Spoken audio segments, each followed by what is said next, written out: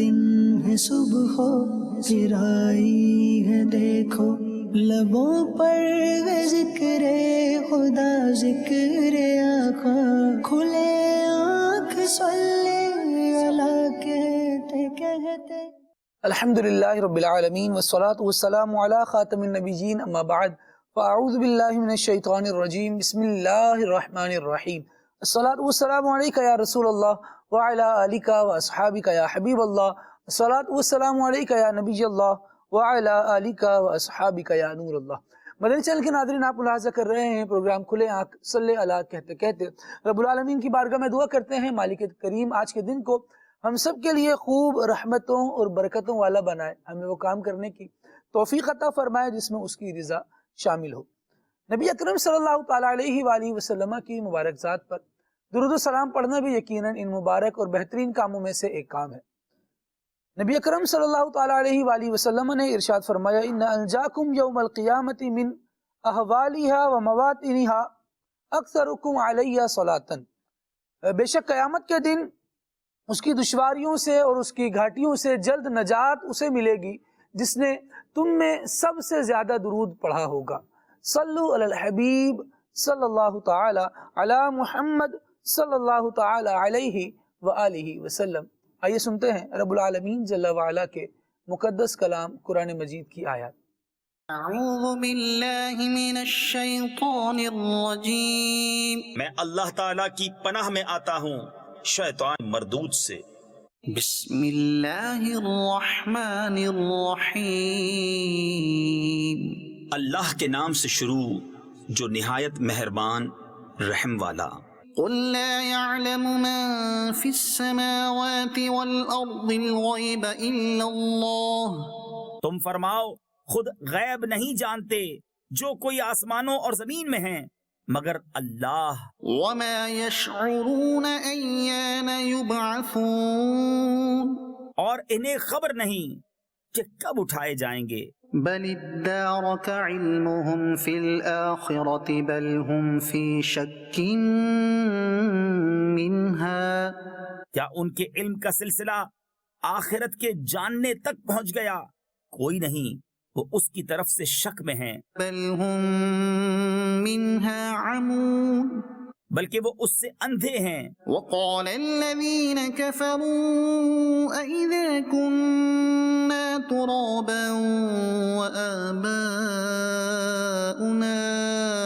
أئنا لمخرجون، اور کافر بولے کیا جب ہم اور ہمارے باپ دادا مٹی ہو جائیں گے کیا ہم پھر نکالے جائیں گے؟ لقد وعدنا هذا نحن وآباؤنا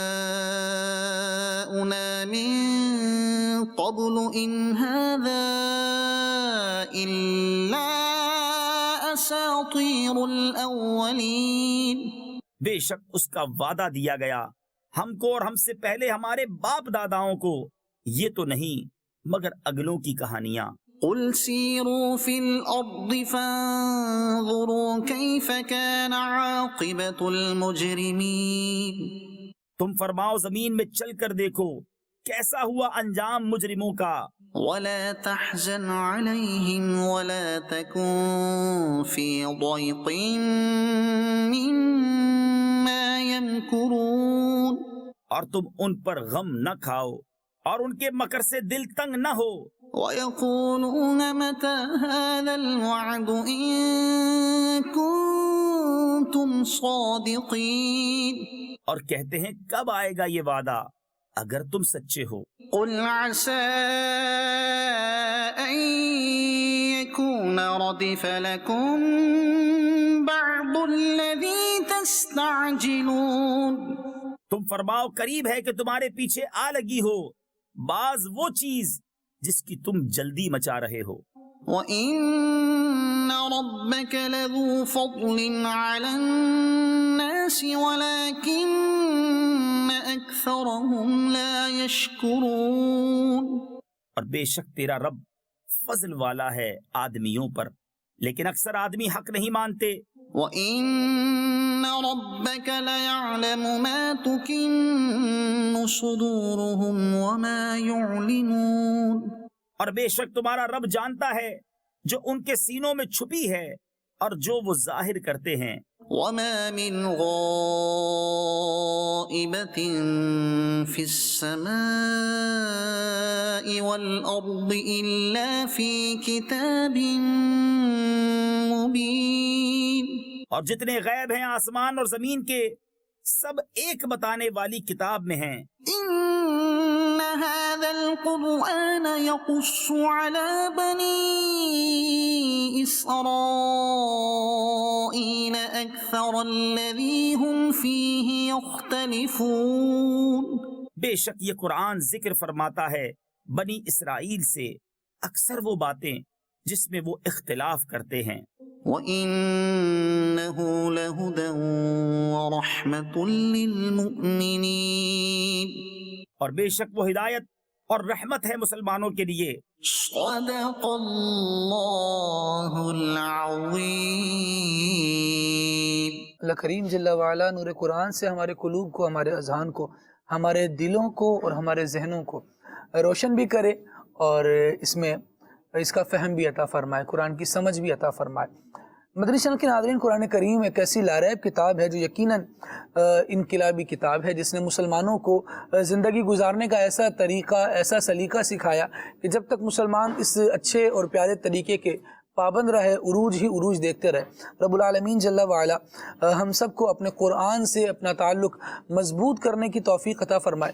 سید عالم صلی اللہ تعالیٰ علیہ وآلہ وسلم کی جو لائی ہوئی تعلیمات ہیں، جو لایا ہوا قرآن ہے، اس پر عمل کرنا اور اس کو سمجھنا، یہ یقیناً مسلمان کی زندگی کا ایک شعار بھی ہونا چاہیے، اس کی زندگی کا شوق بھی ہونا چاہیے۔ آج ہمارے سلسلے کا موضوع ہے شوق۔ آگے بڑھتے ہیں سلسلے میں۔ حسان بھائی ہمارے ساتھ ماشاءاللہ شامل ہیں، ایک زبردست کلام حسان بھائی کی پیاری آواز میں انشاءاللہ شامل کریں گے، اور اس کے بعد جب واپس ٹاپک پر آئیں گے تو اس عنوان پر گفتگو کریں گے۔ جی حسان بھائی۔ کیا ہی ذوق افزا شفاعت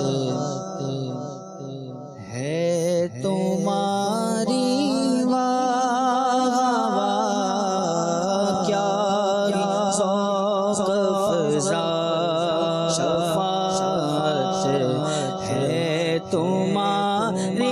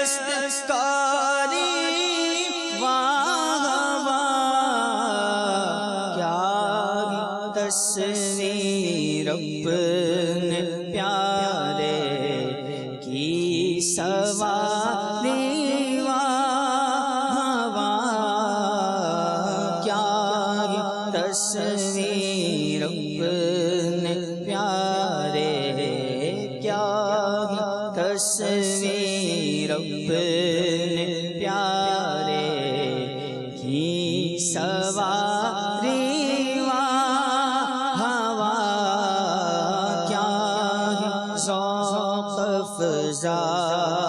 شفاعت،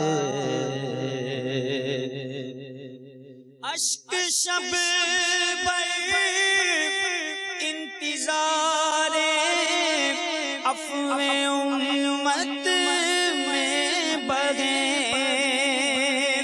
اشک شب پر انتظار عفو امت میں بہے، میں فدا چاند اور یوں اختر شماری ہوا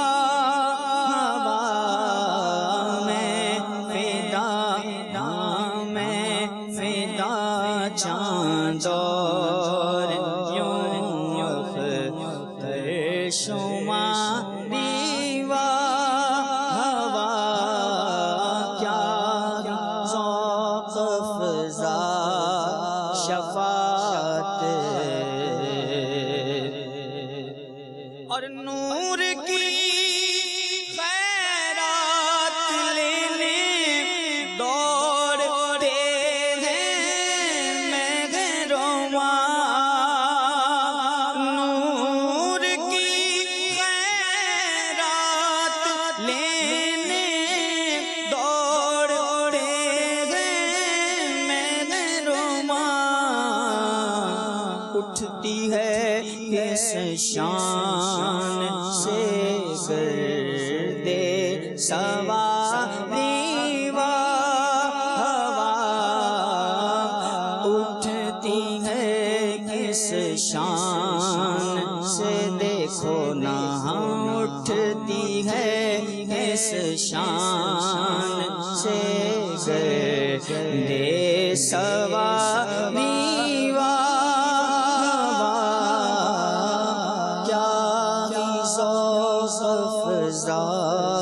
شفاعت ہے تمہاری وہاں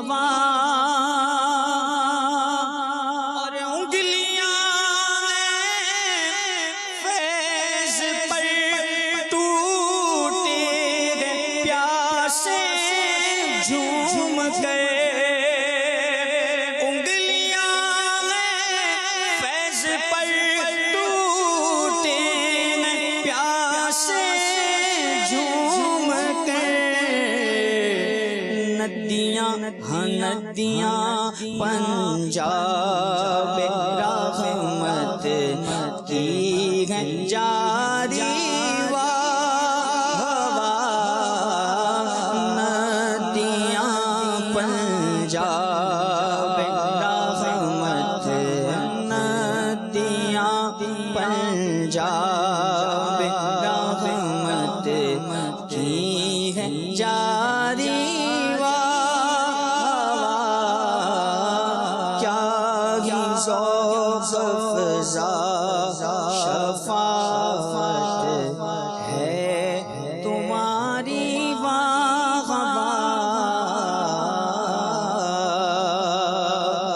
مجرموں کو ڈھونڈتی پھرتی ہے رحمت کی نگاہ مجرموں کو ڈھونڈتی پھرتی ہے رحمت کی نگاہ طالع برگشت تیری سازگاری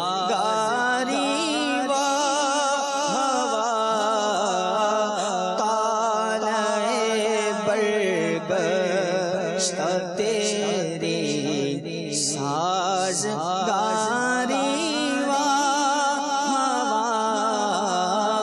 کیا ہی ذوق افزا شفاعت ہے تمہاری اس طرف روزے کنور سمت منبر کی بہار اس طرف روزے کنور سمت منبر کی بہار بیچ میں جنت کی پیاری بیچ میں جنت کی پیاری پیاری پیاری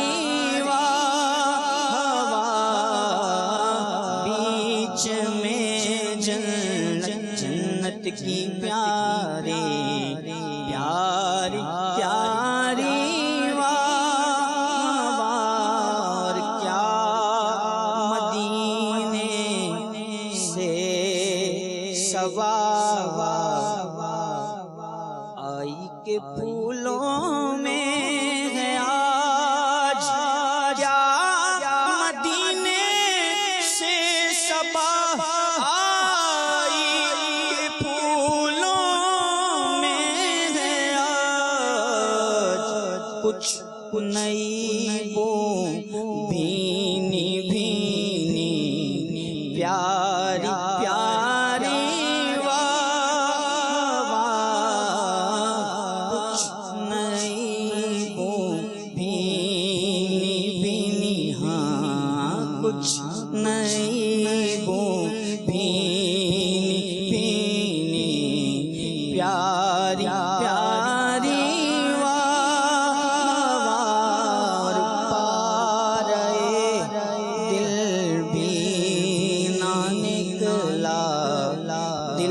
سے تحفے میں رضا دل بھی نہ نکلا دل سے تحفے میں رضا ان سگانے کو سے اتنی جان پیاری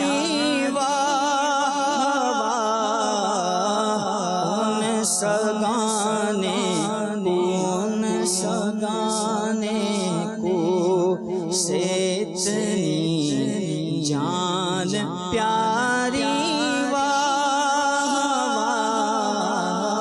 کیا ذوق افزا شفاعت ہے تمہاری قرض لیتی ہے گناہ پر ہے زگاری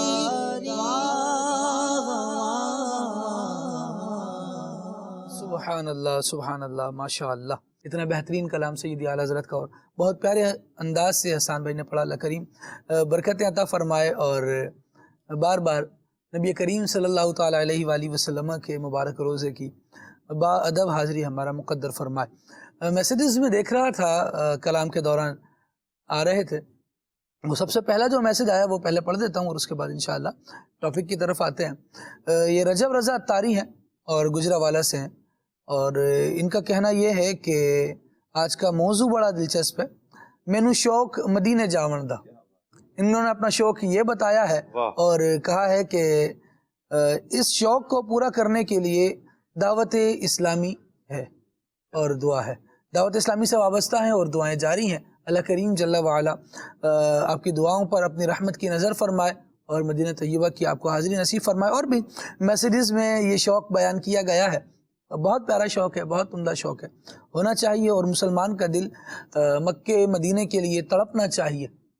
اللہ کریم جل وعلا کرم فرماتا ہے. کل کہیں بات ہو رہی تھی اسی عنوان پر تو بڑا پیارا ایک جملہ سننے کو ملا کہ بندے کو چاہیے کہ اپنے دل میں عشق طیبہ رکھے, عشق مدینہ رکھے اور قطع نظر اس کے کہ وہ یہ دیکھے, یعنی یہ نہ دیکھے کہ پیسہ میرے پاس ہے بھی کہ نہیں, اخراجات کے میں قابل ہو بھی پاؤں گا کہ نہیں. کیونکہ کبھی بندہ جس طرح زندگی گزار رہا ہوتا ہے تو کسی تھوڑے سے بڑے خرچے کے بارے میں اگر سوچتا ہے تو کہتا ہے کہ یہ تو پاسبل ہی نہیں ہے, تو اپنی اس کی وش ہی ختم کر دیتا ہے. لیکن کسی کا شوق ایسا پختہ ہوتا ہے, اتنا اچھا ہوتا ہے, اتنا مضبوط ہوتا ہے اور اس کے لیے اسٹرگل وہ کرتا ہے کہ شاید ویسے تو کام بنتے ہوئے نظر نہیں آتے لیکن اس کا شوق لوگوں کو مجبور کر دیتا ہے کہ وہ اس کا شوق پورا کر دیں. خیر یہاں پر تو بات یہ ہے کہ نبی کریم علیہ السلام کے مدینے کا ایک دل میں ارمان ہے تو نبی کریم صلی اللہ تعالیٰ علیہ وسلم کی طرف بندہ لو بھی لگائے کہ تم ہی سے مانگیں گے تم ہی دو گے, تمہارے در سے ہی لو لگی ہے. تو جب یوں نبی کریم صلی اللہ تعالیٰ علیہ وآلہ وسلم کی جانب ان کی رحمتوں کی جانب نگاہ ہوگی اور خالق اسباب مسبب الاسباب رب الارباب اللہ عز و جل کی بارگاہ میں بندہ دعائیں کرے گا کہ اے اللہ مجھے تیرے محبوب کا روزہ دیکھنا ہے، اور یہ شوق یہ ذوق دل میں بڑھتا جائے گا. دعاؤں میں یوں سمجھیں کہ اللہ چاہے گا تاثیر آتی چلی جائے گی، اور پھر یہ انشاءاللہ شوق پورا بھی ہوگا. امیر علیہ سنت نے بڑی پیاری بات کہی کہ جس کو چاہا میٹھے مدینے کا اس کو مہمان کیا، سبحان اللہ. جس پر نظر کرم فرمائی اس پر یہ احسان کیا. تو جس پر نظر کرم ہو جاتی ہے تو سمجھ لو کہ کھوٹی بھی اس کی کھری ہے. پھر اللہ کریم ہمیں حضور جان عالم صلی اللہ علیہ وسلم کی میٹھی نظر میں رکھے. شوق کیا ہونا چاہیے؟ قذافی شاہ صاحب سے ہم گفتگو کا آغاز کرتے ہیں. حضرت بہت سارے شوق ہیں، اچھے بھی ہیں برے بھی ہیں، اور لمبی فہرستیں ہیں دونوں طرح کی شوق کی. تو بندہ اگر بیسکلی کوئی شوق اپنے دل میں رکھنا چاہتا ہے تو اس کی ڈائمنشن کیا ہونی چاہیے؟ کیسا شوق رکھے کہ اس کو افورڈ بھی کر پائے؟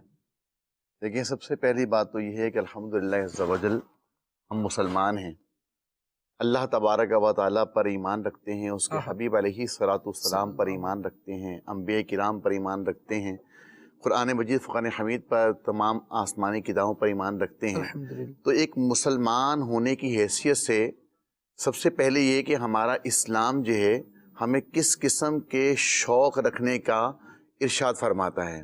یعنی اسلامک پوائنٹ آف ویو سے کس طرح کے شوق ہمارے ہونے چاہیے. کون سا شوق ایسا ہے کہ جو شریعت مطہرہ کے مطابق ہے، جو اللہ تعالیٰ کی محبت میں اضافہ کر رہا ہے، اس کے حبیب علیہ السلام کی محبت میں اضافہ کر رہا ہے. کون جو ہے وہ دین اسلام کے زرعی اصولوں کے مطابق ہمیں چلانے کی طرف ہماری رہبری اور رہنمائی کر رہا ہے. صحیح. اگر تو ایسے شوق ہیں جو شریعت مطہرہ کے مطابق ہیں تو ان شوق کو اپنانا بھی چاہیے اور ان پر عمل بھی کرنا چاہیے. اور یہ شوق جو ہے وہ تقویت دین کا باعث بنے گے، تقویت ایمان کا باعث بنیں گے، اللہ کو راضی کرنے کا باعث بنیں گے، اس کے حبیب علیہ السلام کی رضامندی کا باعث بنیں گے. اور ایسے شوق جن سے اللہ تعالیٰ ناراض ہوتا ہے، اس کے حبیب علیہ السلام ناراض ہوتے ہیں، اللہ والے ناراض ہوتے ہیں. دین اسلام جو شوق اپنانے سے منع فرماتا ہے، جس میں شریعت نے اسے حرام قرار دیا یا مکروہ تحریمی قرار دیا، ایسے شریعت مطہرہ، شریعت مسلمان ہے تو مسلمان کا دائرہ کار جو ہے وہ سارا کا سارا شریعت اسلامیہ پر ہے. اس کی زندگی کا جو محور ہے، اس کی زندگی جو گزرنی چاہیے وہ دین اسلام کے ذریعے اصولوں کے مطابق گزرنی چاہیے.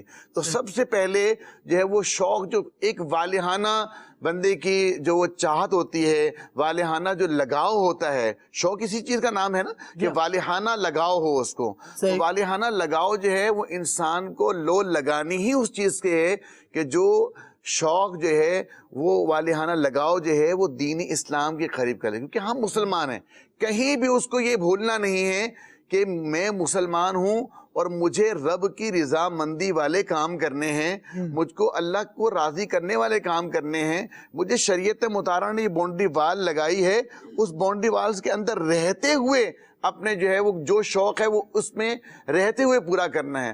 اگر کوئی ایسا شوق ہے کہ جو اس باؤنڈری لائن کو کراس کر رہا ہے تو مجھے ایسا شوق اپنانا ہی نہیں ہے. کیونکہ ایسا نہ ہو کہ یہ شوق جو ہے وہ اس کے اپنانے کے ساتھ جو ہے وہ دین متین کے ذرعی اصولوں کی خلاف ورزی کرنے کی وجہ سے کہیں رب ناراض ہو جائے، اس کے حبیب علیہ السلام روٹھ جائیں. وہ ایسا نہ ہو کہ یہ شوق اٹھا کے جہنم کے جو ہے وہ گھڑے کے اندر گرا سکتا ہے. تو شوق جب دیکھیں کہ جیسے آپ مثال لے لیں کہ ایک تعداد ہے کہ جو غیر شرعی جن کو شوق پیدا ہو جاتے ہیں. اب کبوتر بازی کو دیکھ لیجئے، نبی پاک علیہ السلام نے کبوتر بازی سے منع فرمایا. ایک روایت میں ہے کہ ایک شخص جو ہے وہ کبوتر کو پکڑنے کے لیے یا کبوتر کی طرف بھاگ رہا تھا، کبوتر بازی جسے ہم کہتے ہیں. تو اب وہ فرمایا کہ یہ شیطان ہے اور شیطان کے پیچھے بھاگ رہا ہے. تو علماء کرام نے اس کی شرح بیان کرتے ہوئے فرمایا حدیث پاک کی کہ شیطان یعنی جو کبوتر بازی کا جو عمل کر رہا ہے تو اس عمل کو کہا کہ یہ عمل کرنے والا بھی شیطان ہے، اور یہ کبوتر بازی کا جو عمل ہے یہ بھی جو ہے وہ شیطان ہے.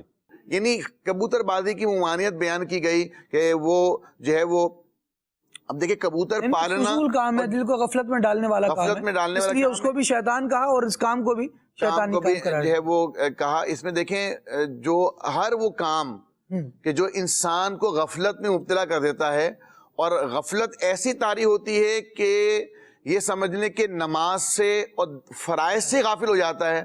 اب ایسی غفلت طاری ہوتی ہے، ایسے کھیل کود جو ہوتے ہیں وہ شریعت مطہرہ نے اسے جائز قرار نہیں دیا۔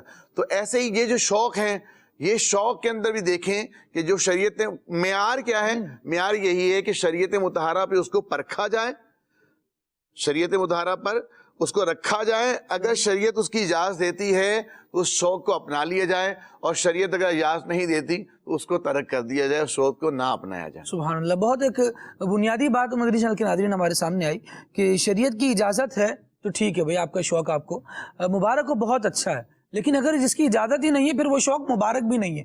اس کو یہ بھی نہیں کہا جائے گا کہ یہ شوق آپ ہی کو مبارک ہو، یہ شوق غلط ہے، برکت والا نہیں ہے، اس میں مبارکباد نہیں دی جائے گی۔ مدنی چینل کے ناظرین، ینگسٹرز میں ایک شوق دیکھا جاتا ہے، بلکہ کئی قسم کے شوق دیکھے جاتے ہیں، ان کی تو حد ہی کوئی نہیں ہے، لیکن بہت سی ایسی باتیں ہیں جو جن کی جو قیمت ہے وہ بندے کی اپنی قیمتی جان ہے، جان کی بازی لگا کر اپنا شوق پورا کرنے کی کوشش کر رہے ہوتے ہیں۔ کسی کا شوق ہے کہ وہ ون ویلنگ ہی کرتا رہے اور اس میں وہ نمایاں ہو جائے، اس طرح کے کام کرتے ہوئے لوگ نظر آ رہے ہیں۔ اسی طرح راشد بھی ایک شوق ہے کہ ایسے خطرناک اور ہیبت ناک مقامات پر جا کر سیلفی وغیرہ بنائی جائے کہ بندہ عبرت ہی کا نشان بن جائے۔ اگرچہ عبرت کا نشان بننے کا شوق نہیں ہوتا، لیکن وہ جو اسٹیپ لیتے ہیں خطرناک مقامات پر جا کر سیلفیز وغیرہ لینے کا یا تصویریں کھنچوانے کا، وہ نتیجہ یہی لاتا ہے کہ بندہ عبرت کا نشان بن جاتا ہے۔ ان شوقوں کے بارے میں کیا کہیں گے آپ؟ یہ کیسے شوق ہیں؟ بسم اللہ الرحمن الرحیم۔ اللہ کریم قرآن مجید برہان رشید میں ارشاد فرماتا ہے وَلَا تُلْقُوا بِأَيْدِيكُمْ إِلَى التَّهْلُكَةِ، اور اپنے ہاتھوں ہلاکت میں نہ پڑو۔ تو ایسے کام کرنا کہ جس سے آپ کی جان ہلاکت میں پڑے، یہ تو کوئی بھی سمجھدار بندہ اس کو اچھا نہیں کہے گا۔ بہت سارے ایسے شوق ہیں جو انسان کو ایسی چیزوں کی طرف لے جاتے ہیں کہ جو بالآخر اس کی ہلاکت پر ختم ہوتے ہیں۔ انہی شوق میں سے ایک جو شوق وہ ہے سیلفی لینے کا۔ بظاہر اگر سیلفی لینے کا اگر تو ہے کہ آپ کا اپنا موبائل ہے، اپنے ہاتھ سے آپ نے جناب کوئی سیلفی لے لی، اس میں تو چلے کم از کم اتنا ہے کہ آپ کی جان کو خطرہ نہیں، لیکن اس کی بھی عادت بنا لینا، ہر جگہ پر آپ جناب سیلفی ہی کے چکر میں ہیں، کوئی بندہ بھی آئے اس کے آپ سیلفی کے چکر میں ہیں، تو یہ شوق بھی کوئی اچھا نہیں ہے۔ قبلہ امیر اہل سنت کا کل ایک میں کلپ دیکھ رہا تھا، ویڈیو کلپ، اس میں آپ نے فرمایا کہ پہلے ایک دور یہ تھا کہ لوگ قریب آتے تو کہتے حضرت دعا کیجئے، بچہ بیمار ہے، دعا کریں میرا یہ کام ہو جائے، دعا کریں میں یہ پریشانی میں ہوں۔ اور آج شوق یہ ہے کہ جو ملاقات کرتا ہے تو عموماً یہ ہوتا ہے کہ حضرت ایک سیلفی دے دیں۔ خیر اس میں دونوں طرح کی چیزیں ہیں کہ یہ گناہ تو نہیں ہے اگر اس انداز سے ہوتا ہے، دلجوئی کی نیت سے آپ بھی رک جاتے ہیں تو اس کو تو کوئی گناہ نہیں کہہ سکتا یا ناجائز نہیں کہہ سکتا، لیکن یہاں پر سوچنے کی بات یہ ہے کہ خود غور کر لینا چاہیے کہ اس کا مقصد کیا ہے۔ دوسری بات جس کی طرف آپ نے اشارہ کیا، جو آپ بات فرما رہے تھے کہ ایسی جگہ سیلفی لینا کہ جس سے آپ کی جان کو ہی خطرہ ہو جائے، اونچے پہاڑ پر سیلفی لینا، چلتی ہوئی ٹرین کے قریب سیلفی لینا، پٹریوں کے درمیان کھڑے ہو کر جناب آپ سیلفی لے رہے ہیں، یا اس انداز سے سیلفی لینا کہ بعض اوقات آپ کے لیے مسئلہ بن جائے، تو یہ شوق جو ہے نا یہ انسان کی بربادی پر ختم ہوتے ہیں۔ آپ دوسروں کو دکھانے کے چکر میں خود اپنے آپ کو خراب کر بیٹھتے ہیں، یہ شوق مذموم ہے اور اس کی ہرگز بھی پذیرائی نہیں کی جا سکتی۔ دوسرے نمبر پر شوق یوں اگر کہیں کہ جس کے پاس اینڈرائیڈ موبائل ہے، تقریباً جو چیز نظر آتی ہے خالد بھائی موبائل کے اندر ویڈیو گیمز، یعنی حیرت ہوتی ہے۔ ویسے اللہ کا شکر ہے میرے موبائل میں ویڈیو گیم نہیں، نہ میں مجھے شوق ہے بالکل، میں اس لیے وضاحت کر رہا ہوں کہ بعض اوقات ہوتا ہے یار، مجھے یاد ہے پچھلے دنوں آپ سے بات ہو رہی تھی تو یہی تھا کہ لوگ کیسے کھیل لیتے، ہم نے تو کبھی نہیں، میں نے خود آپ سے اس تعجب کا اظہار کیا تھا کہ مطلب لوگ ویڈیو گیم میں پتہ نہیں نظر کیا تھا، لوڈو کھیل لیں گے، اس طرح کی اور گیمز ہوتی ہیں، اتنا مگن ہوتے ہیں کہ بعض اوقات ان کو ٹائم کا تو پتہ چلتا ہی نہیں۔ دوسرے نمبر پر نمازیں ضائع ہو رہی ہوتی ہیں اسی ویڈیو گیم کی وجہ سے، شوق کی وجہ سے۔ گھر والوں کے حقوق ادا نہیں کیے جا رہے ہوتے، بچہ قریب بیچارہ نقصان بچے کو ہو جاتا. کئی ایسے واقعات ہیں، موبائل میں والد صاحب موبائل میں مصروف ہیں اور بچے کے ساتھ کوئی مسئلہ ہو گیا، حادثہ ہو گیا، تو بعد میں اوہو یہ کیا ہو گیا. بعض اوقات گھر میں کوئی بڑے بڑے نقصانات ہو جاتے ہیں اور جناب موبائل کے اندر اتنے بزی ہوتے ہیں. تو یہ جو شوق ہے یہ بالکل بھی مناسب نہیں، بالکل بھی اچھا نہیں. اور اس کے اندر بھی پھر ایسی ویڈیو گیمز کھیلنا کہ معاذ اللہ جس کے اندر بے پردگی ہو رہی ہوتی ہے، ایسی چیزیں دکھائی جا رہی ہوتی ہیں کہ جس کا دیکھنا ہی جائز نہیں ہوتا، یہ تو اور مذموم ہے. اور پھر ایسی چیزیں بھی اس کے اندر اب تو ویڈیو گیمز کے اندر غیر مسلموں نے ڈال دی ہیں کہ بعض اوقات بندہ ایمان سے بھی ہاتھ دھو بیٹھتا ہے. ایسے ایسے کام کرنا پڑتے ہیں، ایسے اسٹیج ہی آپ نے پار کرنے، یہ کرنا ہے. تو یہ چیزیں بہت زیادہ نقصان دہ ہوتی ہیں انسان کے ایمان کے لیے بھی، اور انسان کے پیسے کا بھی اس میں بہت سارا ضیاع ہے، اور اس طرح دوسروں سے بھی انسان کٹ سا جاتا ہے.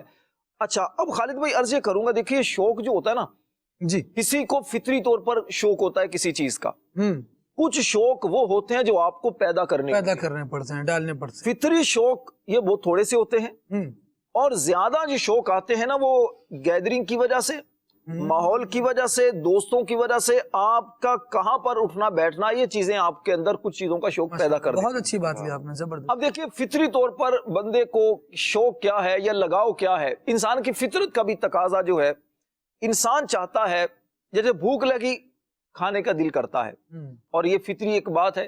اب اس کو شوق کا نام دیں یا نہ دیں، لیکن اس میں شوق یوں آ جائے گا کہ اچھا ہی کھانا ہے، سبزی نہیں کھانی، روسٹ ہی کھانا ہے، پیزا ہی کھانا ہے، بریانی ہی کھانی ہے. شوق ہے نا، لیکن یہ شوق آپ کو نقصان بھی پہنچا سکتا ہے.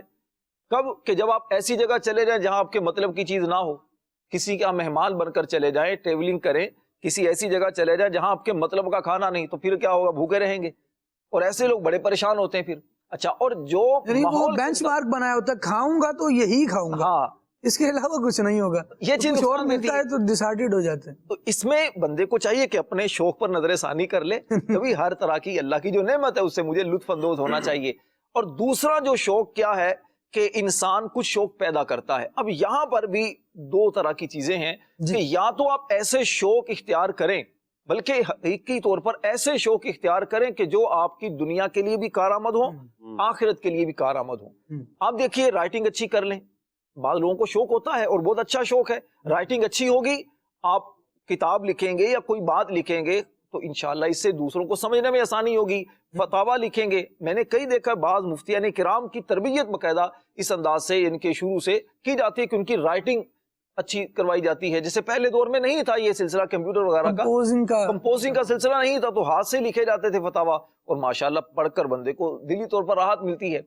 اور رائٹنگ اچھی کر لیں، کتابیں پڑھنے کا شوق بڑا اچھا ہے، آپ کے علم دین میں بھی اضافہ ہوگا اور آپ کو بہت زیادہ نالج بھی ہوگی، اور اس سے آپ کی گفتگو میں بھی بہت ساری چیزیں شامل ہو جائیں گی. یعنی اچھے شوق جو ہیں ان کی طرف جائیں تو ان کی بھی حد نہیں ہے، لیکن جو برے شوق ہیں ہم ذرا یہ تو دیکھیں کہ اپنی طبیعت میں یہ ہم نے کہاں سے لیے ہیں، اڈاپٹ کہاں سے کیے ہیں.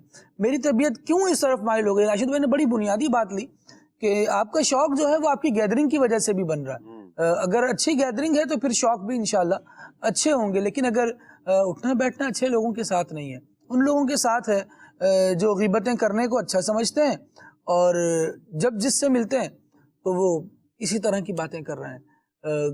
برائی کو سننا اچھا لگتا ہے، یا گانے باجے سن رہے ہیں، کسی فلموں کی اسٹوری سن رہے ہیں. کہا جاتا ہے کہ اب ایک بڑی تعداد ایسی ہے جو شاید ٹائم کے شارٹیج کی وجہ سے وہ بڑی بڑی 3-3 گھنٹوں کی موویز تو نہ دیکھے، لیکن پھر بھی ایک تڑپ ہوتی ہے نا، ایک یوں سمجھے کہ لذت لگی ہوئی ہے، چاہے وہ گناہ کی بے سری اور بری لذت ہے، لیکن وہ جب لگی ہوتی ہے تو دیکھیں گے کہ کوئی نئی مووی آئی ہے تو اس کا شارٹ ورژن دیکھ رہے ہیں. اس طرح کے اپنے لیے راستے نکال رہے ہوتے ہیں. یہ جو شوق ہے کہ مجھے ہر طرح کی محفل سے، ہر طرح کی مجلس سے، ہر طرح کی بات سے اپڈیٹ رہنا ہے، اور اس کو پورا کرنے کے لیے بندہ کن کن دشواریوں سے گزر رہا ہوتا ہے. بے حیائی کے مناظر، نہ سننے کا سنتا ہے، نہ دیکھنے کا دیکھتا ہے، اور نتیجتاً یہ پاسبل ہے کہ جب یہ پھر قبر میں اترے اپنے شوق کو پورا کرنے کے بعد تو اس کی آنکھ میں، اس کے کانوں میں آگ کی سلائیاں پھیری جائیں. نبی پاک علیہ الصلوۃ والسلام نے بے حیائی کے مناظر دیکھنے والوں کے لیے جو عذاب بیان فرمایا اس میں سے ایک یہ بھی ہے کہ ان کی آنکھوں میں آگ کی سلائیاں پھیری جائیں گی۔ اب اگر میرا شوق ہے ویڈیوز دیکھنے کا اور اس میں حلال و حرام کی تمیز کیا بغیر میں دیکھ رہا ہوں، تو مدنی چینل کے ناظرین یہ شوق اچھا ہے کیا؟ افورڈیبل رہے گا؟ اس پر ذرا غور کر لینا چاہیے ہم سب کو، اور بالیقین سمجھ تو یہی آئے گا کہ یہ اچھا نہیں ہے۔ جیسا ویسے ہی شوق ہوتا ہے گانے بازی سننے کا بھی، غیبتیں سننے کا بھی۔ میں چاہوں گا اس حوالے سے کچھ ارشاد فرمائیں۔ بسم اللہ الرحمن الرحیم۔ راشد بھائی نے جیسے ابھی آپ نے فرمایا نا کہ بڑی ہی بنیادی طور پر یہ گفتگو فرمائی ہے کہ گیدرنگ انسان کو کہاں سے کہاں تک لے جاتی ہو۔ پنجابی کی شاعر نے کہا نا، چنگے بندے دی صحبت یارو جویں دکان اتاراں، سودا پاویں مل نہ لئیے ہلے آن ہزاراں، برے بندے دی صحبت یارو جویں دکان لوہاراں، کپڑے پاویں کنج کنج بئیے چھنگا پین ہزاراں۔ چنگاری مطلب اڑے گی اور پڑے گی اور کپڑے خراب ہوں گے۔ اچھے اور برے بندے کی صحبت کے بارے میں ہمیں بتا دیا۔ بیسک اگر ہم دیکھیں تو حقیقتاً خالد بھائی صحبت بڑی ہی اثر رکھتی ہے۔ الصحبت مؤثرہ، صحبت اثر رکھتی ہے، چاہے ایک لمحے کی صحبت ہے یہ اثر رکھتی ہے۔ آپ تھوڑی دیر کے لیے کسی کے پاس بیٹھے تو آپ کی یہ صحبت تو اثر رکھے گی۔ اب غور یہ کرنا ہے، غور طلب یہ بات ہے کہ ہماری صحبت کن لوگوں کے ساتھ ہے، کن لوگوں کے ساتھ ہم اٹھتے بیٹھتے ہیں، کون سے دوست ہیں ہمارے، کون سے یار ہیں ہمارے، کن کے ساتھ ہم زیادہ وقت بتانا چاہتے ہیں۔ اچھا پھر جن کے ساتھ ہم جاتے ہیں، جن کی گیدرنگ ہم اختیار کرتے ہیں، کیوں ہمیں ان کی صحبت اچھی لگتی ہے؟ بس اوقات ہوتا ہی ہے نا خالد بھائی کہ جس طرح بھی آپ نے فرمایا نا، گناہوں کی لذت لگ جاتی ہے، معاذ اللہ بری لذت ہے یقیناً۔ اصل مسئلہ یہ ہوتا ہے کہ ہم نے نیکی کی لذت کبھی چکھی نہیں ہوتی۔ سجدوں کا سرور اگر بندہ چکھ لے اور سچائی کا جو ایک لذت ہے، حق بولنے کی لذت ہے، یا یوں کہ یہ کہ قرآن پاک کی جو چاشنی ہے، عبادات کی چاشنی، نیکیوں کی چاشنی، یہ ہمیں یہ ٹیسٹ زبان پر لگا نہیں ہوتا، یہ ٹیسٹ کبھی چکھا نہیں ہوتا، تو اس کا اثر یہ ہوتا ہے کہ پھر وہ گناہوں کی لذت، گناہوں کی دلدل میں پڑا رہنا، یہ پھر بھا رہا ہوتا ہے۔ یہی سبب ہوتا ہے کہ پھر ہماری گیدرنگ بھی انہی لوگوں کے ساتھ ہوتی ہے، یا جو غیبتیں کرنے والے ہوتے ہیں، ایک دوسرے کے بارے میں برائی کرنے والے، تانا زنی کرنے والے، دل دکھانے والے، دل آزاری کرنے والے، ایذائے مسلم کا سبب بننے والے۔ اچھا اسی طرح گانے باجے سننے والے۔ غیبت تو ایسا یوں کہ یہ کہ ہے سلسلہ کہ کون سی بیٹھک ہو کہ جو اس سے بچ رہی ہو، دوست بیٹھیں گے، گھر والے بیٹھیں، رشتہ دار بیٹھیں، ایک دوسرے کے بارے میں چلتا ہی رہتا ہے۔ غیبت کے بارے میں تو یہاں تک کہ فرمایا نا کہ اگر کوئی غیبت سننے پر خوش ہوتا ہے، اس کی ہاں میں ہاں ملاتا ہے، یا حیرانگی سے ہی سوال کرتا ہے، ارے ایسا بھی ہوتا ہے، اچھا یہ شخص ایسا تھا، حیرانگی کے سوال کرتا ہے، بھئی یہ بھی غیبت ہے۔ بلکہ یہاں تک کہ اگر وہ خاموش رہ کر ان کی غیبت سن رہا ہے، یہ بھی غیبت میں ہی شمار ہے۔ وہ ایک بزرگ تھے، ایک آدمی تھا، اس کے سامنے کسی بادشاہ کی غیبت کی گئی، کوئی وہ اس میں شریک نہیں ہوا، وہ آدمی شریک نہیں ہوا کہ نہ اس کی برائی میں، نہ اس کی نیکی میں، نہ بدی میں، لوگ غیبت کر رہے تھے بس کے بعد نہ ہاں نہ نا، جی نہ ہاں میں نہ نہ میں۔ اچھا رات کو جب یہ شخص سویا، اسے بادشاہ کی سڑی ہوئی لاش اس کے سامنے رکھی گئی خواب میں، اور کہا گیا کھاؤ اس کو۔ میں کیوں کھاؤں اس کو؟ کہا کھاؤ نا اس کو۔ میں تو نہیں کھاؤں گا اس کو۔ کہا کہ بھائی کل جب تمہارے سامنے اس کی غیبت ہو رہی تھی تم کیا کر رہے تھے؟ کہا میں نے تو کچھ بھی نہیں کیا۔ کہا کچھ نہیں کیا، سن تو رہے تھے نا، آپ اس محفل سے اٹھ کر کیوں نہیں گئے؟ ہماری گیدرنگ کیوں ایسی؟ کتنی سخت وعیدات ہیں قرآن و حدیث میں۔ مردہ بھائی کا گوشت کھانے کے مترادف کہا گیا ہے اپنے مسلمان بھائی کی غیبت کرنا، کتنی ناپسند کیا گیا۔ نبی رحمت صلی اللہ علیہ وسلم کی ایک احادیث اس پر ہماری رہنمائی کرتی ہیں کہ جو اپنے دوسرے مسلمان بھائی کی غیبت کرتے ہیں، غیبتوں پر۔ اچھا غیبت کے حوالے سے امیر علیہ سنت کی بڑی پیاری کتاب غیبت کی تباہ کاریاں، اس کا ویسے مطالعہ ہونا چاہیے۔ مدنی چینل کے ناظرین ضرور اگر مطالعہ نہیں کیا اس کا مطالعہ کریں۔ اب تو ویب سائٹ پر بھی الحمدللہ یہ اویلیبل ہے، بآسانی آپ کو مل جائے گی، گھر بیٹھے آپ کو مل جائے گی۔ آپ اگر مکتبۃ المدینہ سے رابطہ کرنا چاہیں تو ہمارے نمبرز وغیرہ بھی ہوتے ہیں مکتبۃ المدینہ کے، ڈسپلے بھی کر دیا جائے گا جی، تو اس پہ بھی آپ رابطہ کر کے گھر بیٹھے بھی آپ منگوا بھی سکتے ہیں۔ غیبت اچھا یہ پھر اس طرح کا سلسلہ ہے کہ ہمیں نہ صرف دنیا بلکہ ہماری آخرت کو بھی برباد کر دیتی ہے۔ غیبت کرنے والا شخص لوگوں کی نظروں میں گر جاتا ہے۔ جب پتا چلے گا کہ جس کے ساتھ اس کا اٹھنا بیٹھنا تھا، جس کے ساتھ دوستی تھی، رشتہ داری تھی، سب کچھ تھا، اسی کی غیبت کر رہا تھا، اسی کی برائی بیان کر رہا تھا۔ اچھا پیٹھ کے پیچھے اس کی غیر موجودگی میں اس کا عیب بیان کر رہا تھا، اگر وہ عیب تھا تو غیبت، عیب نہیں تھا تو کہا تہمت۔ جاتا ہے شاہ صاحب، ایک محاورہ ہے اور بڑا برا لگتا ہے سننے میں بھی، جی اگر کسی کو یوں کہا جائے کہ یار تم جس تھالی میں کھاتے ہو اسی میں چھید کرتے ہو، جس کو یہ کہا جائے کیسا برا لگتا ہے۔ یہ کہا بھی اس لیے جاتا ہے کہ بندہ جس کے ساتھ بڑی دوستی کی باتیں کرنے والا ہوتا ہے، اس کا خیال رکھنے والا ہوتا ہے، اس کا سامنا ہو جائے تو بڑی محبت کی باتیں اس سے کرنے والا ہوتا ہے، لیکن جب اس سے جدائی ہوتی ہے تو پھر اس کے عیب اچھالنے والا ہوتا ہے، اس کا منفی تذکرہ اس کے پیچھے کرنے والا ہوتا ہے، یا اس پر الزام یا بہتان لگانے والا ہوتا ہے، تو پھر اس کو کہا جاتا ہے تم جس تھالی میں کھاتے ہو اسی میں چھید کرتے ہو، سامنے آتے ہو تو بڑی واہ واہ جی حضوری کرتے ہو، اور پیچھے جاتے ہو تو تمہارا یہ انداز ہے۔ بالکل، یہ لفظ شاید یوں برے نہ لگیں جب یہ محاورہ کہا جاتا ہے جس تھالی میں کھایا اسی میں چھید کیا، الحق مر، پھر یہ ہاں جی سچ کڑوا ہوتا ہے، جب وہ اپنے اوپر فٹ ہو رہا ہوتا ہے تو پھر وہ حقیقتاً برا بھی لگتا ہے، طبیعت پر وہ ناگوار بھی گزرتا ہے۔ اس لیے ایک تو غیبت سے، اور پھر دوسری بات یہی گیدرنگ ہی ہمیں ہوتی ہے۔ دیکھیں بسا اوقات ہم لوگ مطلب گیدرنگ کی حوالے سے بات کرتا ہوں، ہمارے سوسائٹی میں بسا اوقات کوئی غم پہنچا، کوئی تکلیف پہنچی، کوئی درد پہنچا تو دل کو تسکین کی، دل کی تسکین کے لیے، راحت کے لیے، اپنے آپ کو سکون پہنچانے کے لیے لوگ پھر وہ اعمال کرتے ہیں کہ جس سے ان کو راحت مل جائے۔ معاذ اللہ وہ ہماری گیدرنگ ہی ایسی ہوتی ہے جو ہمیں غلط طرف لے کر چلی جاتی ہے۔ بھئی تمہیں قرار نہیں ہے، تکلیف پہنچی ہے، چلو تھوڑی شراب پی لو، معاذ اللہ ثم معاذ اللہ، وہ شراب کی طرف لگا لیں گے۔ لوگ گانا سن کر سرور حاصل کرتے ہیں، معاذ اللہ ثم معاذ اللہ۔ دیکھیں اللہ کا قرآن کیا کہتا ہے کہ الا بذکر اللہ تطمئن القلوب، ہمیں تو دلوں کا چین، دلوں کی راحت، دلوں کا سکون کس میں رکھا گیا؟ فرمایا الا بذکر اللہ تطمئن القلوب، خبردار دلوں کا چین اللہ کے ذکر میں ہے۔ اگر ہم قرار چاہتے ہیں تو گانے باجے میں ہمارا چین نہیں رکھا ہوا، شراب نوشی میں چین نہیں رکھا ہوا، غیبتوں میں چین نہیں رکھا ہوا، تانا زنی میں، گالم گلوچ میں چین نہیں، بلکہ اللہ کے قرآن میں، اللہ کے ذکر میں، اللہ کی یاد میں ہمارے لیے چین رکھا ہوا ہے۔ ایک مسلمان کا یہ ذہن کیسے بن جاتا ہے کہ میں اللہ تبارک و تعالیٰ کے خلاف جاؤں گا، اس کے فرمان کے مخالف کوئی بات کروں گا تو مجھے سکون مل جائے گا۔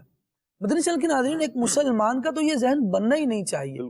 جب ہمیں محبت ہوگی اپنے پروردگار سے، اللہ تبارک و تعالیٰ سے، تو پھر ذہن یہ بنا رہے گا کہ اللہ کے خلاف جانے میں کس کو سکون ملا ہے۔ ذرا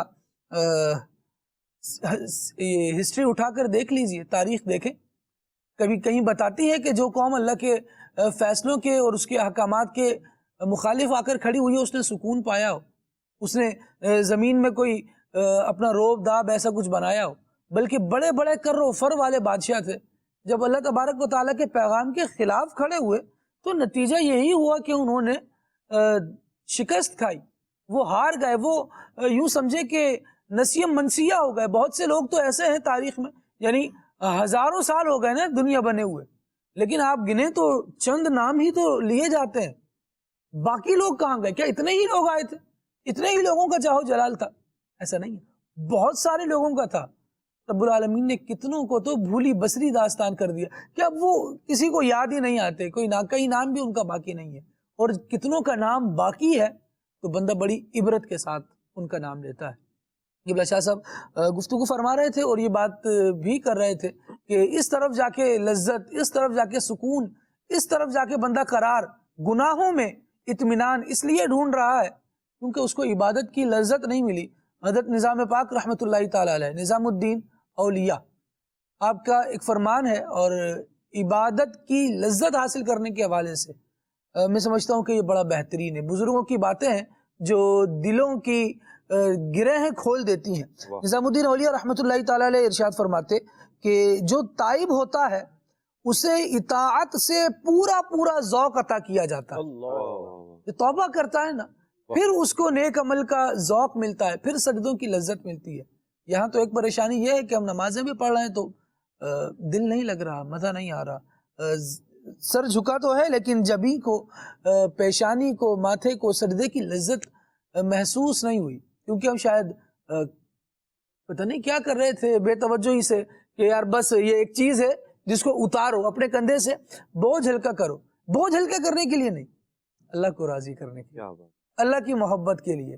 میرے رب نے مجھے کسی لائق بنایا ہے تبھی تو مجھ پر نماز فرض فرمائی. آپ دیکھیں ہر ایک پر ایسے نماز فرض نہیں ہے. اولین شرط یہ ہے کہ بندہ مسلمان ہو.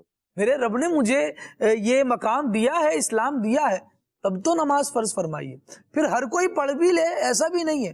کبھی یوں اللہ تبارک و تعالیٰ کی محبت کی طرف بندہ آئے کہ دیکھو میرے رب نے مجھے اہتمام کا کہا ہے. نماز کے لیے اہتمام ہی تو ہے کہ آپ ساری طہارت حاصل کرتے ہیں, آپ کے اپنے کپڑوں کا خیال رکھتے ہیں, آپ اچھی جگہ کا انتخاب کرتے ہیں. یہ کس کے لیے؟ کیا صرف بوجھ اتارنے کے لیے؟ نہیں, اپنے رب کی محبت حاصل کرنے کے لیے, اس کی اطاعت, اس کی بندگی کا اظہار کرنے کے لیے. اور بندہ توبہ کرنے کے بعد پھر اگر اس طرف آئے نا, نماز شروع کرنے لگے, تو ویسے ہی نماز کا شوق دل میں بڑھے. اس لیے یہ بات عرض کر رہا ہوں کہ اللہ کریم ہمیں بھی شوق نماز عطا فرمائے. نماز پڑھنے کے لیے کھڑے ہونا تو پہلے ایک استغفار پڑھ لیں, اپنے گناہوں سے توبہ کرنے کی نیت سے کہ مجھ سے جو کچھ ہوا بس وہ غلط تھا, اب مولا تیری بارگاہ میں آ پہنچا ہوں. کہا کہ آ پہنچا خاص اپنے شہنشاہ کے حضور, جب بندہ ہاتھ باندھ کے آیا نماز میں. اب یہ بندہ ہے اور اپنے رب کے آگے کھڑا ہے, اب اس کی لذت کو بندہ محسوس بھی تو کرے, تو پھر مزہ بھی آتا ہے, پھر دل بھی لگتا ہے. تو پہلا کام یہ کہ تائب ہو جائے تو عبادت کا ذوق. پھر فرماتے ہیں جو گناہ میں مشغول ہوتا ہے اسے اطاعت کا ذوق کبھی حاصل نہیں ہو پاتا. حضرت نظام الدین اولیاء رحمۃ اللہ تعالی علیہ محبوب الہی ہیں, یہ ان کا شہرہ ہے محبوب الہی کا. محبوب الہی اللہ کا محبوب بننے کا ذریعہ یہ بتا رہا ہے کہ بندہ توبہ کر لے, گناہوں کو چھوڑ دے, پھر عبادت کا ذوق اور اس کی لذت ملتی جائے گی. راشد بھائی کچھ فرما رہے ہیں. خالد بھائی میں ایک بات تو یہ عرض کروں گا کہ گیدرنگ کے حوالے سے جس طرح بات ہوئی تھی نا, جی دیکھیے آپ جس مجلس میں جا کر بیٹھتے ہیں تو اس مجلس میں دو ہی چیزیں ہوں گی, جی, یا تو آپ غالب ہوں گے یا دوسرا غالب ہوگا. غالب وہی ہوگا جس کا کردار زیادہ مضبوط ہوگا, جس کا دین یا دنیا, گناہ یا نیکی کے اعتبار سے جتنا شوق پختہ ہوگا اس کا اثر سامنے والے پر پڑے گا. آپ غافلوں کی مجلس میں اس لیے جاتے ہیں کہ وہاں پر جا کر آپ ان کو نمازی بنا دیں, ان کو نیک بنا دیں, اطاعت گزار بنا دیں. اور اگر آپ کامل ہیں اور اللہ کی رحمت سے آپ اطاعت گزار ہیں تو یقیناً اس کا اثر دوسروں پر پڑے گا. اور اگر آپ کے اندر کمزوری ہے تو پھر آپ ان کا اثر لے کر آئیں گے, آپ کی عادتیں بھی خراب ہو جائیں گی. دوسری بات توبہ کے حوالے سے جو آپ نے فرمان سنایا نظام الدین اولیاء رحمۃ اللہ علیہ کا کہ تائب کو اطاعت کی حقیقی لذت ملتی ہے, گناہگار کو لذت عبادت نہیں نصیب ہو سکتی. توبہ کی حقیقت پر اگر غور کیا جائے تو پھر انسان کو اطاعت کی لذت ملتی ہے. آپ نماز بھی پڑھتے ہیں, آپ قرآن بھی پڑھتے ہیں, آپ جناب روزے بھی رکھتے ہیں, آپ استغفار بھی پڑھتے ہیں, درود بھی پڑھتے ہیں, لیکن اس کے باوجود آپ کو عبادات کی لذت نصیب نہیں ہوتی.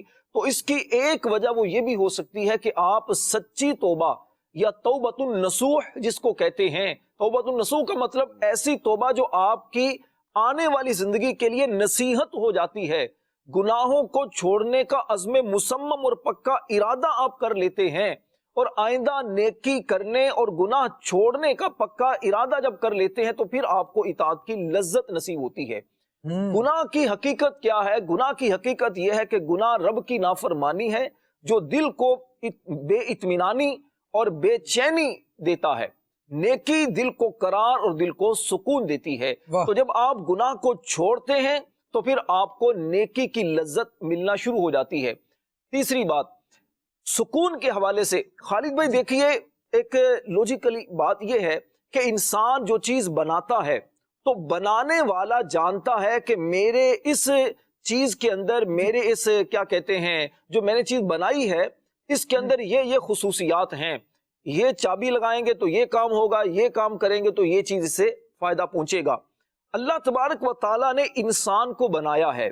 انسان دو چیزوں کا مجموعہ ہے, روح اور جسم.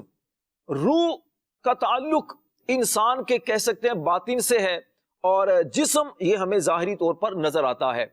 جسم کی جس طرح کچھ کھاتے پیتے ہیں، آپ کھانا کھاتے ہیں یا کوئی ایسی چیزیں کھاتے ہیں تو اس کا اثر آپ کے جسم پر ہوتا ہے. روح کا تعلق جو ہے نا وہ آپ کے باطن سے، اور روح کی تسکین وہ رب نے رکھی ہے اپنے ذکر کے اندر. رب نے روح کو، رب نے جسم کو پیدا کیا، اور اس کا سکون، اطمینان اور نو ٹینشن، یہ اللہ تبارک و تعالیٰ نے یہ چیزیں رکھی ہیں اپنے ذکر کے اندر. اللہ کی بنائی ہوئی چیز میں اگر آپ سکون لینا چاہتے ہیں تو اللہ کے احکام اور اللہ کا ذکر آپ کریں گے تو آپ کو سکون اور قرار ملے گا. بہت پیارا. دراصل ہم نے اس چیز کو سمجھنا غلط شروع کر دیا کہ شاید سکون ملے گا گانے باجے میں، شاید سکون ملے گا ویڈیو گیمز میں، شاید سکون ملے گا دوستوں کے ساتھ الٹی سیدھی باتیں کرنے میں، شاید سکون ملے گا ناول پڑھنے میں، شاید سکون ملے گا ویڈیو دیکھنے میں یا سیلفی لینے میں یا سیر و سیاحت میں. حالانکہ سکون رب نے قرآن میں رکھا. سکون اللہ نے کس چیز میں رکھا؟ اللہ نے خود قرآن میں بیان کر دیا، الا بذکر اللہ تطمئن القلوب، کہ دلوں کا چین، دلوں کا سکون میرے ذکر میں ہے. تو اللہ کریم جس نے بندے کو پیدا کیا اس نے فرما دیا کہ میں نے تمہارے دل کا قرار اپنے ذکر میں رکھا ہے، تو یقیناً تمہیں اس سے قرار ہی ملے گا. اور یہ بھی آقا کریم علیہ السلام کی حدیث ہے جو صحیح بخاری شریف کے اندر موجود ہے روایت، کہ گناہ وہ ہے جو تمہارے دل میں کھٹکے. ٹھیک ہے نا، گناہ وہ ہے جو تمہارے دل میں کھٹکے، جو تمہارے دل کو مضطرب کرے، بے چین کر دے. تو گناہ کر کے آپ سمجھے جناب مجھے قرار ملے گا، یہ تو ایسے ہی ہو گیا نا جیسے آپ یہ سمجھیں کہ آگ لگائیں اور جلنا نہ پایا جائے. یہ تو ایسے ہی ہو گیا کہ آپ کے اونچائی سے چھلانگ بھی لگاؤں مجھے نقصان بھی نہ پہنچے. تو جناب ایسا نہیں ہو سکتا. تو ان حقائق کو سمجھنا بہت ضروری ہے. جب آپ ان چیزوں کو سمجھ لیتے ہیں تو پھر آپ کی زندگی بہت پرسکون ہو جاتی ہے. سبحان اللہ، بہت پیاری اور عمدہ گفتگو آپ نے کی. اور بندہ اپنی روح کو مضبوط کرے تو روحانیت مل ہی جائے گی اور روح مضبوط ہوگی اللہ تبارک و تعالیٰ کے ذکر سے. بڑی پیاری بات کی. اور یہاں پر ایک سوال ہے کہ میرا شوق ہے کبوتر پالنے کا، تو کیا کبوتر پالنا گناہ ہے؟ کبوتر پالنا ایک الگ بات ہے، کبوتر بازی کرنا یہ ایک الگ بات ہے. کبوتر بازی محض کبوتر کو اس لیے رکھنا کہ اس کو پھر اڑاتے رہیں، یہ علماء نے ناجائز قرار دیا، یہ حرام قرار دیا. ویسے اگر کوئی کبوتر رکھتا ہے تو یہ برا نہیں. کچھ میسیجز لیتے ہیں اور پھر کچھ کالز کی طرف آتے ہیں. بڑے پیارے اور اچھے میسیجز آ رہے ہیں، اللہ کریم خیر فرمائے. اچھا جی، حمزہ غلام یاسین اکاڑا سے، اور ان کا کہنا یہ ہے کہ آپ بھی اپنا ایک شوق بتائیں. بس جی اللہ کریم اچھے شوق رکھے، دعا فرما دیں میرے لیے، بس یہ کافی ہے. شوق بتانا کیا بتائیں، سمجھ نہیں آ رہا. اچھا جی، میرا ایک شوق ہے اور وہ پورا نہیں ہو پا رہا ہے.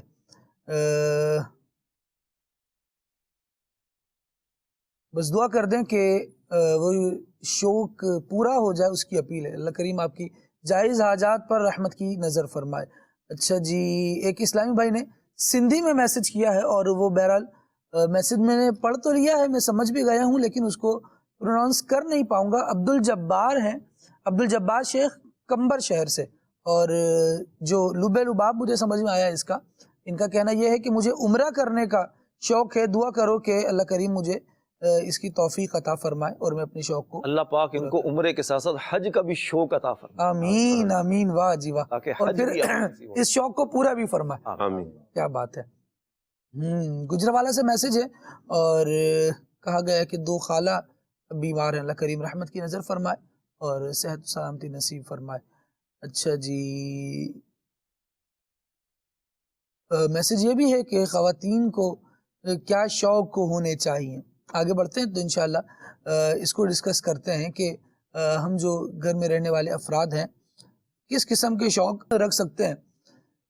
اللہ اکبر. ویسے حسان بھائی جواب تو یہ ہے جو ماہنامہ فیضان جو اپنا خواتین کا ماہنامہ آتا ہے اس میں بہت سارے ایسے مضامین ہوتے ہیں اسلامی بہنوں کے لیے، تو میرے خیال میں اس میں بہت سارے شوق بھی آ جاتے ہیں. بہت پیاری بات کی آپ نے، بہت پیاری بات کی.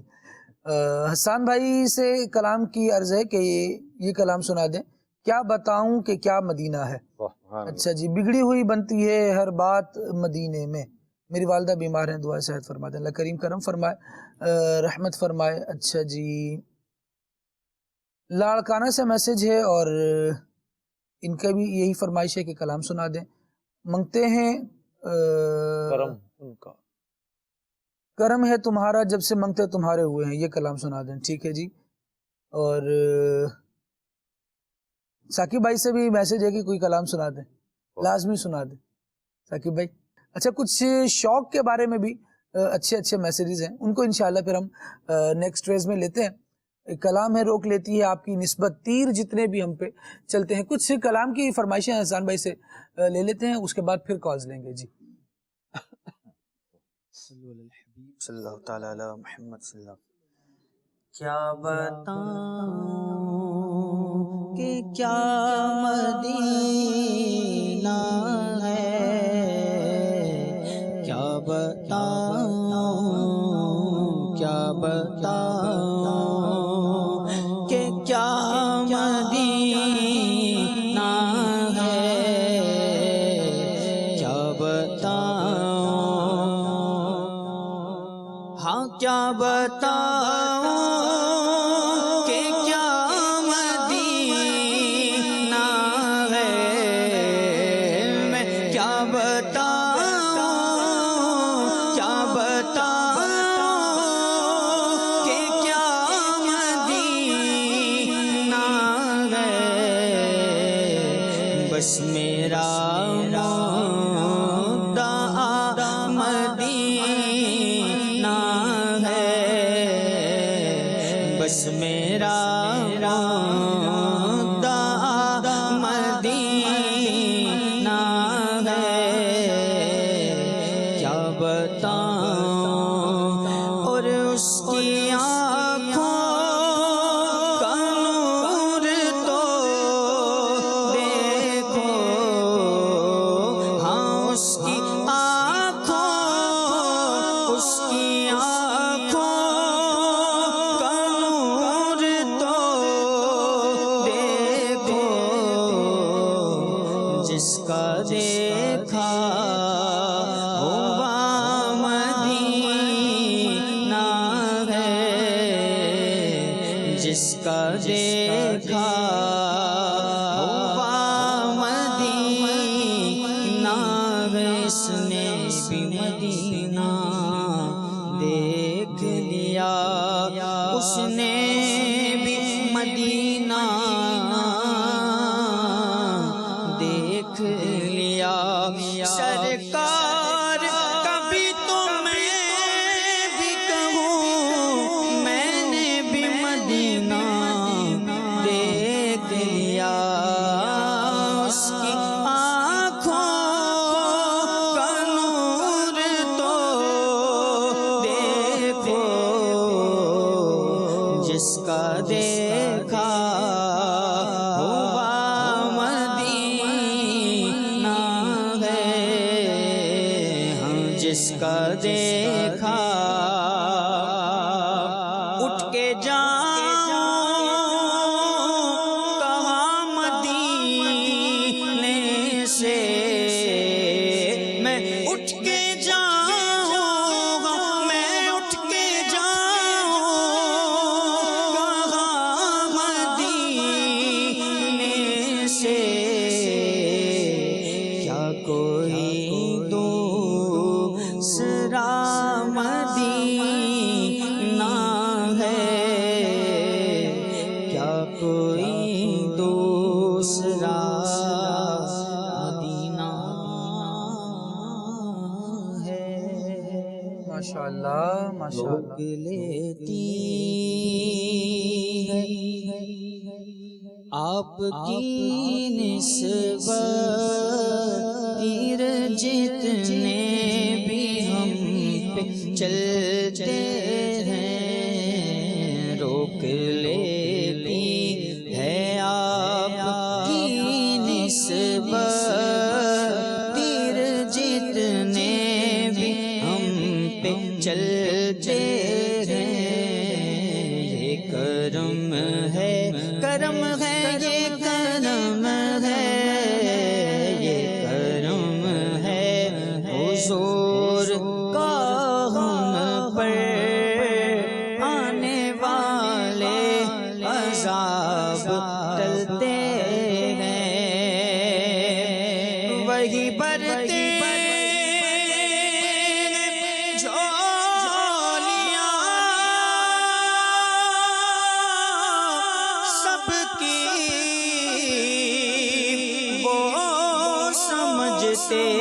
ہیں بولیاں سب کی، آؤ دربار مصطفیٰ کو چلے، آؤ دربار مصطفیٰ کو چلے، گھوٹے سے کے وہیں پہ چلتے ہیں، اب کوئی کیا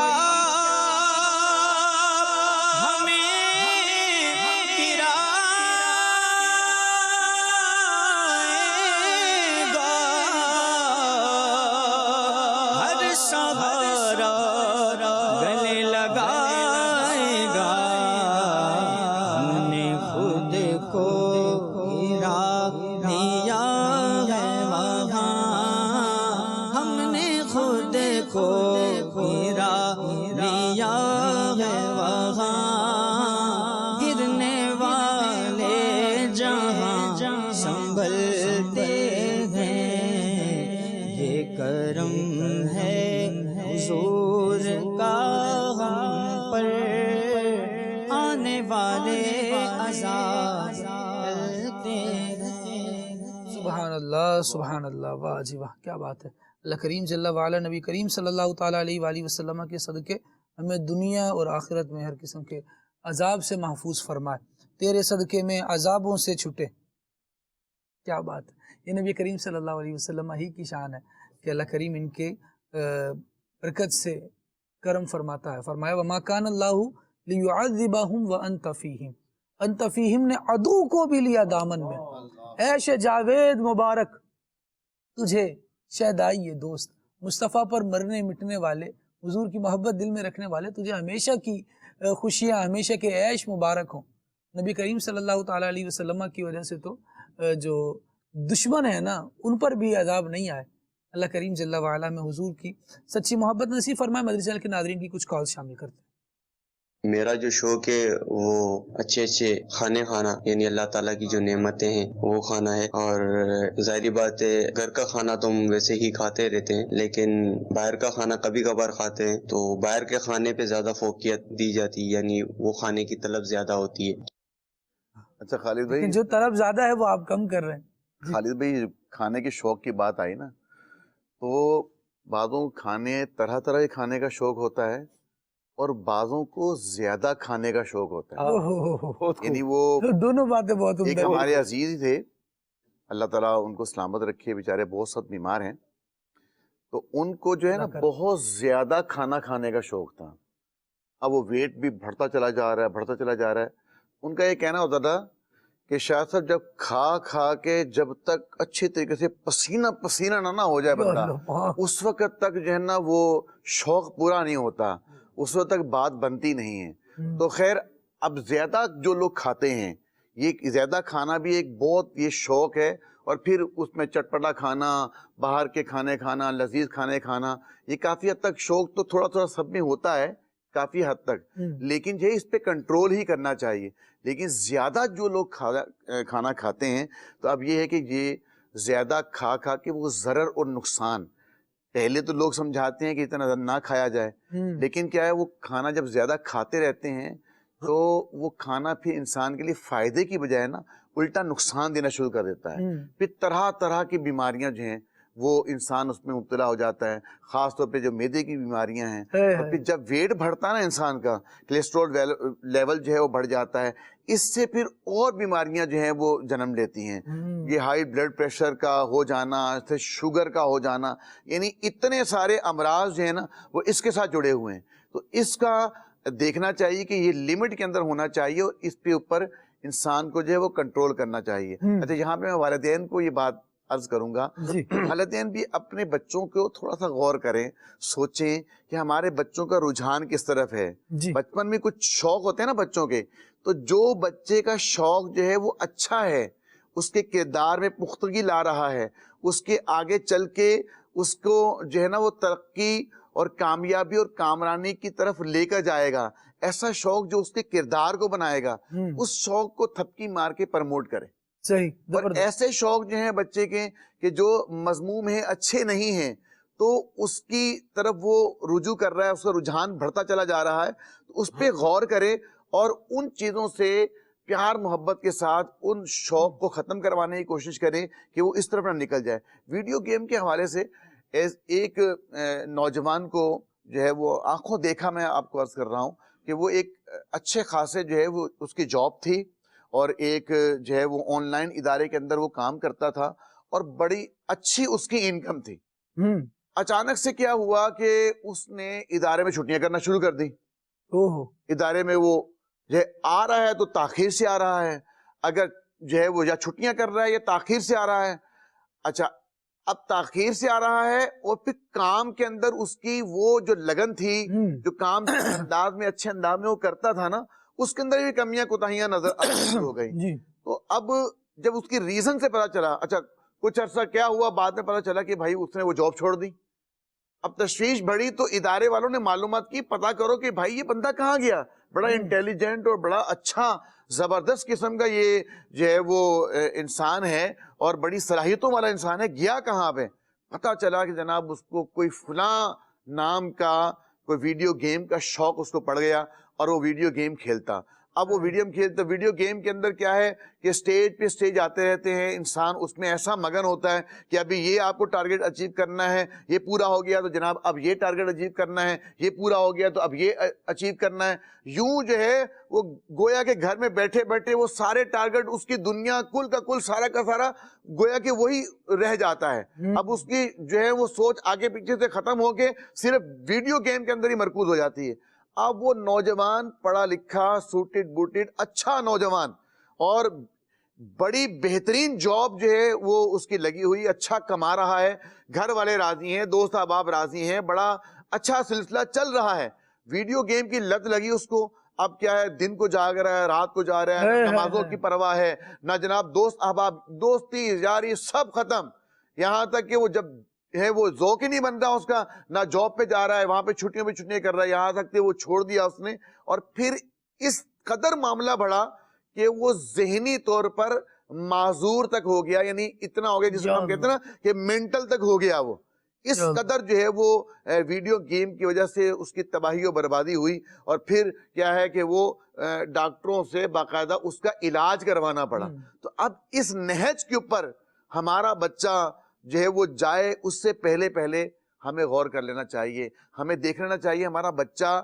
اگر پہلی بات تو موبائل ضرورتاً ہی اس کے پاس ہونا چاہیے, ویسے ہونا ہی نہیں چاہیے. اور بچوں کو ضرورت کیا ہے, ضرورتاً ہونا چاہیے. اگر تھوڑی ایج بڑے کے ہیں بچے تو سمجھتے ہیں, اور وہ تو اب اگر موبائل فون پہلی بات تو ہونا نہیں چاہیے. میں جو جملہ کہنا چاہ رہا ہوں نا, میں یہ چاہ رہا ہوں کہ یہ دیکھیں نا, بچہ ہے نا, اس کو موبائل چاہیے, اس سے 4 سوال بھی کر لیں. بیٹا ضرورت کیا ہے, کیا کرنا ہے, کسی سے بات کرنی ہے نمبر ملا دیں, میسج کرنا ہے دے دیں. اب یہ ساری ضرورتیں نہیں اور صرف اس کو کونا پکڑا کے بٹھانا ہی ہے, یہ بہت مشکل ہو جائے. اس میں یہ دیکھیں کہ وہ کھیل اگر ویڈیو گیم کی طرف جا رہے ہیں, نہیں وہ اگر موبائل فون یوز کر رہے ہیں نا تو یوز کیسا کر رہا ہے. صرف اچھا آپ اچھی گفتگو فرما رہے ہیں شاہ صاحب کہ گیم ہے یہ تو پریشان کر ہی رہا ہے نا, اس کی ایک جو پریشانیاں ہیں وہ الگ ہیں. پھر آگے جو ویڈیوز ہیں, پھر سجسٹڈ ویڈیوز جو آ رہی ہیں, وہ مطلب بچے کو ایک جہان کی طرف لے جائیں گی جہاں سے وہ چلا تھا. یعنی اگر آدھے گھنٹہ تک وہ موبائل یوز کرتا ہے تو وہ اسی ایک ویڈیو کو نہیں دیکھ رہا ہوگا جو آپ نے لگا کر دی تھی. ہمارے بھی بچے ہیں اور جو مصیبتیں ہیں وہ سب کے ساتھ مصیبتیں ہیں, اور جہاں جہاں معاملات ہیں وہاں ہیں. تو اب اس کے لیے والدین کو نا اپنے بچے سے ایک سٹیپ آگے ہونا پڑے گا. بدقسمتی سے ہو یہ رہا ہے کہ بچے والدین سے 4 قدم آگے جا رہے ہیں. جب والدین پیچھے ہیں تو پھر بچوں کو کوئی مشکل نہیں ہے کہ وہ والدین کو کیا بتائے اور کیا کرے. جب والدین 4 قدم آگے ہوں گے نا تو ان کو پتا ہوگا کہ اس کی ایج کیا ہے, اور اس ایج گروپ کے لوگوں کے لیے مارکیٹ میں اگر ان کو ان ڈیوائسز کے ساتھ کنیکٹ رکھنا بھی ہے تو کیا کیا سلوشن اس کے لیے ہیں, کیا کیا ایسی چیزیں ہیں جو اس کی حدود ہیں. کڈز کے لیے کیا یوز کیا جائے گا, اور جو زیادہ بڑی عمر کے لوگ ہیں, ینگسٹرز کے لیے, ایڈلٹ کے لیے کیا یوز ہوگا. یعنی ہر چیز کے لیے ایک کیٹیگری بنی ہوئی ہے. یہ والدین کو پہلے پتا ہونا چاہیے. ان کو نہیں پتا تو پھر ایک جہان ہوتے ہیں نا ہر شوق بچے کا پورا ہی نہیں کیا جاتا. کیا بات ہے شاہ جی. ہر اس کی خواہش کو پوری نہیں کی جاتی. اب اس نے کوئی ایسی چیز دیکھ لی کہ اس کو نظر آیا کہ جناب اسپائڈر مین ہی بننا ہے بندے نے اور فضا میں اڑنا ہے. وہ ایسا نہیں ہے کہ ابا جی کو بولے کہ ابا جان وہ 8ویں 9ویں فلور پہ آپ تشریف لے کے جائیں, وہاں سے مجھے جمپ مار کے دکھائیں. تو اب میرا تو یہ شوق ہے, مجھے تو یہ دیکھنا ہے. تو ہر شوق ایسا نہیں ابا جان اوپر جاتے ہیں اوپر جا کے جمپ لگا کے دکھاتے ہیں, نہیں, اس کو فوراً منع کریں گے بیٹا یہ تمہارا شوق میں پورا نہیں کر سکتا. تو ہر شوق بھی پورا نہیں کیا جاتا. تو شوق بھی دیکھیں, وہی میں نے جو عرض کیا ہے کہ شوق کو دیکھیں. اگر اچھے شوق ہیں بچے کے اس کو پرموٹ کریں, اور اگر اچھے شوق نہیں ہے, رجحان کہیں اور جا رہا ہے, ابھی سے اس کے جو ہے نا اس شوق کی طرف سے اس کا ذہن جو ہے نا وہ ہٹائیں. وہ شوق اس کا رہنا نہیں چاہیے, اس کو اچھے شوقوں کی طرف لے آئیں. اچھا متبادل دے دیں. کسی کو گانا گانے کا شوق ہوتا ہے, آواز اچھی اللہ تعالیٰ نے دی ہوتی ہے, تو وہ گانا اب دیکھ رہے ہیں کہ یہ گانوں کی طرف جا رہا ہے اس کا رجحان, تو ادھر کیا ہے قرآن مجید فقان حمید ہے, اسے قاری قرآن ہے. قرآن فقان حمید اس کو پڑھنا سکھا دیں اچھے انداز میں, کسی اچھے سے قاری صاحب سے مشق کروائیں. تو وہ یہی جو ہے یعنی آواز کے جوہر دکھانے کا جو شوق ہے اس کے اندر, وہی قاری قرآن بن جائے گا, بہترین جو ہے وہ قاری بن جائے. تو یہ بھی یہ شوق ہے اچھا پڑھنے کا, تو قرآن پڑھنے سے اچھا اور کیا بات ہوگی. ایسے ہی نبی پاک علیہ السلام کی جو ہے بچے کو شوق ہو تو آپ اس کو ڈائمنشن دیں, اس کو جہت دے دیں کہ آپ نے اس طرف جانا ہے بیٹا. اچھی آواز ہے تو صرف گلوکار ہی نہیں بننا, آپ نعت خواں بھی بن سکتے ہیں, قاری قرآن بن سکتے ہیں. بہت پیاری بات شاہ صاحب آپ نے لی, اللہ کریم برکت دے. تو بچوں کے شوق کی رہنمائی بڑوں نے کرنی, بڑوں کو بیدار ہونا پڑے گا اور اپنے بچوں کے ساتھ زندگی جینی پڑے گی. ایسا نہیں کہ اب یہ ہو گئے تو یہ بڑے بھی ہو جائیں گے, یہ بڑے بھی ہو جائیں گے پھر سب کچھ کر بھی لیں گے. ہر چیز آپ کے بغیر بھی ہو رہی تھی, غالب خستہ کے بغیر کون سے کام بند ہیں, روئیے زار زار کیا کیجیے ہائے ہائے کیوں. تو پھر بعد میں یہ واویلے نہیں ہونے چاہیے. بعد میں بندہ سوچ رہا ہوتا ہے کہ جناب پتہ نہیں کون سی تربیت میں کمی رہ گئی, پتہ نہیں کیا رہ گئی. حضرت وہ جو آپ سے موبائل نہیں چھوٹ رہا تھا نا آپ کے بچے کے بچپن میں, وہ پتہ نہیں آپ کی تربیت میں کمی تھی یا بچے کی تربیت میں کمی رہ گئی. اس کو کیا کہیں, یہ غلطی ہے. اور جب اس سے جگایا جا رہا ہے تو ہم سب نے جاگنا ہے, اور اللہ کریم آنکھیں کھول دے. یہ یوں سمجھ لیں کہ آنکھ کھلی جب ہوا سویرا, ابھی جاگ جائیں ورنہ اس کے لیے سے پانی گزر. خالد بھائی ایک چھوٹا سا میں حل عرض کرتا ہوں. دیکھیں کہا نا کہ کسی کو ترغیب دلانے کے لیے پہلے خود سراپے ترغیب بننا پڑتا ہے. آپ والد ہیں, آپ ہر وقت اگر موبائل یوز کریں گے یقیناً آپ کا بچہ آپ کو دیکھ کر وہی لے گا کہ جو آپ ہیں. اگر آپ کے ہاتھ میں قرآن ہوتا ہے, آپ کے ہاتھ میں کتاب ہوتی ہے, آپ کا بچہ آپ سے یہ چیز لے گا. چونکہ بچے کا دماغ بالکل کورے کاغذ کی طرح ہے, ایک سفید کاغذ کی طرح ہے. آپ جو کچھ لکھ دیں گے وہ وہی لے گا. آپ کو دیکھ کر وہ سیکھ رہا. کہا نا کہ پہلی درس گاہ ماں کی گود ہے, وہ ماں کی گود سے لیتا ہے. گھر سے تربیت بچہ حاصل کرتا ہے. گھر کا ماحول کیسا ہے, اگر گھر کا ماحول ایسا ہے کہ بچے کو ابھی تنگ کر رہا ہے, اٹھاؤ اس کو موبائل دے دو. اب بچہ جو مرضی, بچپن میں ہی بچہ مطلب اتنے چھوٹے چھوٹے بچے کہ گمان میں بھی نہیں آتا وہ چیزیں کھول لیتے ہیں, اپنی من پسند چیزیں وہ یوٹیوب پہ چلے جائیں گے. بچپن کا تھوڑا سا یاد آ رہا ہے آپ کو, کبھی شرارتیں کرتے تھے بچے, پریشان کرتے تھے. یعنی جس وقت میں ہم بچے ہوتے تھے تو اماں جی اپنے دوپٹے کے ساتھ نا اس کو باندھ دیا کرتی تھی. اب وہ دوپٹے کے ساتھ نہیں باندھتی, اب وہ موبائل دے کر اس کو ڈیجیٹل لاک لگا دیتی ہیں, بیٹا وہیں بیٹھا ہے. اس کے لیے گزارش یہ ہے, ایک تو خود اپنے آپ کو سنوارنا, اور دوسری بات یہ ہے کہ بچے کو کوئی کام دے دیں, کوئی ایکٹیویٹی دے دیں. دیکھیں بچے کا شوق ہے نا, کسی ایکٹیویٹی میں لگا دیں. آپ بچے کا ذہن سمجھتے ہیں, کچھ سمجھتے ہیں, آپ اس طرح کی چیزیں لا کر دے دیں کہ بچے کی ذہنی صلاحیت جو ہے نا وہ اس طرف جائے, اور وہ اپنے اندر بہتر سے بہتر کرنے کی کوشش کرے. کوئی پڑھائی کے حوالے سے بہت ساری مارکیٹ میں ایسی چیزیں ملتی ہیں, ایکٹیویٹیز ہیں کہ جو بالخصوص مونٹیسری جو ہوتے ہیں سلسلے, وہاں پر تو یہ کروائے جاتے ہیں, اور غالباً دارالمدینہ میں بھی اس طرح کا سلسلہ ہوتا ہے. تو یہ سلسلہ اپنے بچوں کو مصروف کر دیں. کچھ بچہ بڑا ہے تو اسے دینی کام دے دیں, دینی کاموں کی ذمہ داری دے دیں. جب بندہ خالی الذہن ہے, کوئی کام نہیں ہے, تو اب اس کے ہاتھ میں خواہ مخواہ اپنے آپ کو اس نے مصروف تو رکھنا ہے, مصروف رکھنے کے لیے موبائل استعمال کرے. آپ اسے بزی کر دیں نا, آپ اسے دینی کام دے دیں, دینی کاموں کی ذمہ داری دے دیں, یا مسجد کا درس دے دیں, مسجد کی کوئی ذمہ داری دے دیں, مدرسہ کی ذمہ داری دے دیں, گھر کی کوئی ذمہ داری دے دیں, پڑھائی کی کوئی ذمہ داری دے دیں, پڑھنے پڑھانے کا سلسلہ کر دیں, مطلب اسے ان کاموں میں مصروف کریں گے انشاءاللہ عز و جل. آپ دیکھیں آپ کا بچہ وہ ایسا وہ مصروف ہوگا, صبح اس نے اسکول جانا ہے, مدرسہ جانا ہے, کالج جانا ہے, یونیورسٹی, بعد میں وہ اپنے دینی کام کو دیکھے گا, انشاءاللہ ماحول بھی ستھرا رہے گا اور آپ کے بچے کی تربیت بھی اچھی ہو جائے گی. زبردست, بہت پیاری بات کی شاہ صاحب, اللہ برکت دے. مزید کچھ کال دیجیے. شوق میں یہ چیز آ گئی ہے, کچھ لوگ ایسے ہوتے ہیں جن کو مطلب کسی اور کے کھانے کی بڑی عادت, شوق لگا ہوتا ہے, عادت کیا شوق ہے ان کو نا, حالانکہ وہ اپنا بھی لائے ہوں گے لیکن وہ کھانا ان کو نا فرض ہوگا, یہ انہوں نے ایک شوق بنا لیا, ایک عادت بنا دی نا. اس حوالے سے تھوڑا کریں کہ یہ مطلب کیسے ختم ہو جائے, اگر کسی میں ایسی ہے عادت تو اس کا کچھ حل نکلوائیں.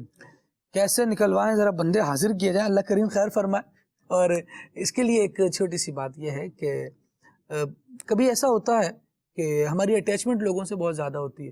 ہم نے کسی کا کھایا ہوتا ہے تو دوسرا بھی کہتا ہے کہ جب آپ نے کھایا ہے تو پھر ہماری بھی باری ہے. اور وہ فرینکنیس ایسی ہوتی ہے کہ اگر ایک ہی انوائرمنٹ میں کام کر رہے ہیں تو, اور پتہ ہے کہ اگر کسی کا میں نے کھا لیا اور میں اپنا اس کو پیش کر دوں گا تو اس کو مذائقہ نہیں ہوگا, ورنہ پرابلم میں بھی آ سکتے ہیں اس حوالے سے کہ آپ نے تو ان کا کسی کا کھا لیا, اگرچہ آفس کولیگز ہیں اور ساتھ ہی کام کر رہے ہیں, آپ نے بریک پہلے کر لیا اور آپ نے ان کا کھا لیا.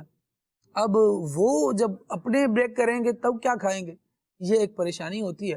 بہرحال اگر ایسا معاملہ ہے کہ میرا کھانا یا میں کسی کا کھانا کھا لیتا ہوں, اس کی وجہ سے اسے تکلیف ہوتی ہے, برا مانتا ہے, تو یہاں پر تو جواز اور عدم جواز بھی بڑی بحث ہوگی کہ یہ کھانا حلال بھی ہوگا کہ نہیں ہوگا. کہیں ایسا تو نہیں کہ غصب کر کے چھین کر کھانے والے زمرے میں یہ داخل ہو جائے. جس طرح ایک گفتگو کا انداز سے تھوڑا سا ایسا لگا کہ پریشان ہو رہا ہے بندہ, یار لوگ کیا کرتے ہیں, یہ ایک جگہ پر چیز رکھی ہے تو اس طرح اس کا بے دریغ استعمال کیا کہ سبھی اپنا ہے, جو اس حدود میں آ گیا وہ آٹومیٹکلی اپنا ہی ہو گیا. ایسا نہیں ہوتا بھائی, جو لے کر آیا ہے وہ اسی کا ہے. خیر, اپنی چیز پر اپنا حق سمجھے, جو غیر کی ہے وہ اس اجازت سے اگر مل جائے تو اچھی, ورنہ رہنے. خالد بھائی اصل میں ہرس ہوتی ہے کہ ہاں ہرس ہوتی ہے کہ جی میں نے کھانا, آپ کی پلیٹ میں چمکتی بوٹی میری ہرس. جی بالکل صحیح آپ سمجھے. ہوتا یہی ہے کہ جب آپ, اچھا اس کا نظارے پتہ کہ ہاں زیادہ ملتے ہیں شادی حال میں. اللہ خیر. شادی کا موقع ہو, کھانے کے لیے چلے جائیں, نیاز کا موقع ہو, وہاں پر کھانے کا سامنے ہو, تھال رکھا ہو, یا وہاں پر کچھ بوٹیاں ہو, تو وہاں جس انداز سے اب دیکھیے اچھے بھلے کھاتے پیتے لوگ ہوتے ہیں بعض اوقات, لیکن تربیت نہ ہونے کی وجہ سے, ہرس زیادہ ہونے کی وجہ سے کیا ہوتا ہے, جیسے ہی وہ کہتا نہیں جی کھانا کھل گیا, ایسے ایک دم سے بندے اٹھتے ہیں کہ جیسے لگتا ہے جیسے ریوڑ سے بکریوں کو چھوڑ دیا گیا. اللہ. اور لیکن جو سمجھدار لوگ ہوتے ہیں وہ آرام سے بیٹھتے ہیں, کہتے ہیں ٹھیک ہے جی پہلے لوگ نکال لیں تو آرام سے جا کر ہم نکال لیں گے, اور بعض اوقات اس میں بھی خیر ان کے لیے بچتا نہیں ہے, بیچارے دیکھ رہے ہوتے ہیں کہ دوبارہ پھر آئے گا تو کچھ ہوگا. اور ہوتا کیا ہے کہ لوگ جو جلدی جاتے ہیں نا, وہ اتنا زیادہ بھر کر لے آتے ہیں, کھایا جاتا نہیں, دل دیکھ کر بھر جاتا ہے, نتیجہ کیا ہوتا ہے پھر ضائع ہو رہا ہوتا ہے. آپ کسی بھی جگہ جا رہے ہوتے ہیں, دیکھیے دو چیزیں ذہن میں رکھنا بہت ضروری ہوتا ہے. ایک ہوتا ہے خودداری. خودداری کا مطلب یہ ہوتا ہے کہ آپ جو کھانے کے حوالے سے کہ آپ جو اپنا لے کر آئے ہیں نا, اسی پر صبر اور شکر کے ساتھ قناعت کریں اور اسی کو تناول فرمائیں. دوسروں کی طرف نظر نہ کیجئے.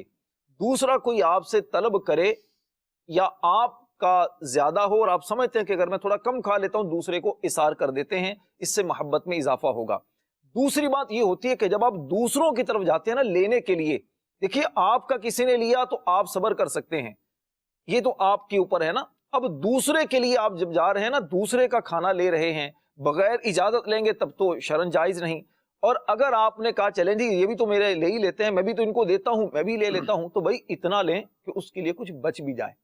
بعض اوقات ہوتا کیا ہے کہ وہ ایک ہی آفس میں اگر بہت سارے افراد ہوں, کوئی اچھا گھر سے بنا کر لے کر آیا, کڑھائی بنا کر لایا, یا اچار گوشت لے کر آیا, یا گھر میں کوئی اور اچھا اپنے پسند کی چیز لے کر آیا, اور دوستوں نے سب نے مل کر تھوڑی تھوڑی کر کے سارا ختم کر دیا, بیچارہ منہ دیکھ رہا ہوتا میں کیا کروں. اس کے سامنے آپ نے اپنی سبزی سرکا دی, تو جناب وہ بیچارہ بولے گا کیا؟ دوستوں کا ماحول ہے, لیکن آپ بھی تو غور کریں نا جناب, وہ اپنے لیے لے کر آیا تھا, آپ کے لیے سوال نہیں لے کر آیا. آپ اپنی ہی اداؤں پہ ذرا غور, آپ اپنی ہی اداؤں پر ذرا غور کریں, اور ہم کہیں گے تو پھر آپ کو شکایت ہوگی. تو اس لیے اس طرح کی چیزوں کا خیال کیا جائے کہ کوئی منہ سے نہ بولے, لیکن آپ کو خود بھی تو خیال ہونا چاہیے. بالکل جی. ایک میسج میں یہاں پڑھ رہا تھا, اور اس میں ہے کہ مدنی چینل نے میرا شوق ختم کر دیا فلموں والا. شکریہ مدنی چینل. اب مجھے نماز کا شوق. کیا بات. واہ جی واہ, ماشاءاللہ. اللہ کریم برکت دے. اور بہت سارے میسیجز ہیں, کچھ کالز لیتے ہیں. میسیج میں نے پہلے کافی لیے, کچھ کالز ابھی لیتے ہیں. مجھے شوق ہے پوری دنیا گھومنے کا نا, ایڈونچر کرنے کا. سیرو فی الارض, اللہ کریم جل وعلا نے ارشاد فرمایا ہے کہ زمین کی سیر کرو. سیاحت کا یہاں پر حکم ہے, لیکن یہ کس لیے ہے؟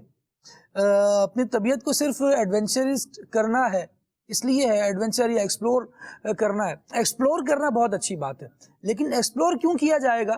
یعنی نئی جگہوں پر جانا, انہیں دیکھنا, وہاں کی جغرافیائی حدود سے آگاہ ہونا, وہاں کے موسم, وہاں کے صبح و شام کا مشاہدہ کرنا, اور ساتھ ساتھ اللہ تبارک و تعالیٰ کی قدرت پر بھی بندہ غور کرتا رہے. لیکن ایک حکم سیر کا وہاں بھی ہے, یعنی زمین پہ بندہ سفر کرے اور دیکھے کہ پچھلی قوموں کا کیا حال ہوا.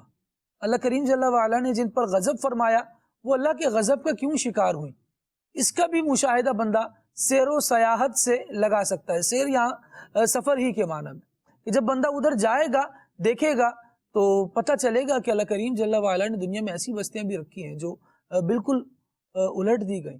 بہت سی چیزیں ایسی ہیں جن کو دیکھ کر اللہ تبارک و تعالیٰ کی قدرت کا بندہ مشاہدہ کرتا ہے کہ کیسا قادر مطلق ہے کہ پوری بستیوں کو اس نے اٹھا کر اوندھا کر کے پلٹ دیا. حضرت عزیر علیہ السلام کا واقعہ قرآن کریم میں ملتا ہے. آپ سفر کے لیے گئے تو ایک بستی کو دیکھا, قرآن فرماتا ہے وَهِيَ خَاوِيَةٌ عَلَىٰ عُرُوشِهَا, وہ اپنی چھتوں کے بل اوندھی پڑی تھی.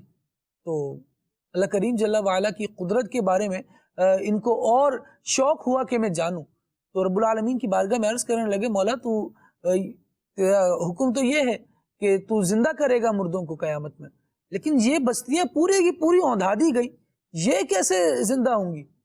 تو رب العالمین جل وعلا نے ان کو باقاعدہ ایک پروسیس سے گزارا. کافی لمبے عرصے تک آپ سوتے رہے اور آپ کا گدھا جو تھا وہ مر چکا تھا, اس کا گوشت وغیرہ سب ختم ہو چکا تھا, صرف ہڈیاں باقی تھیں.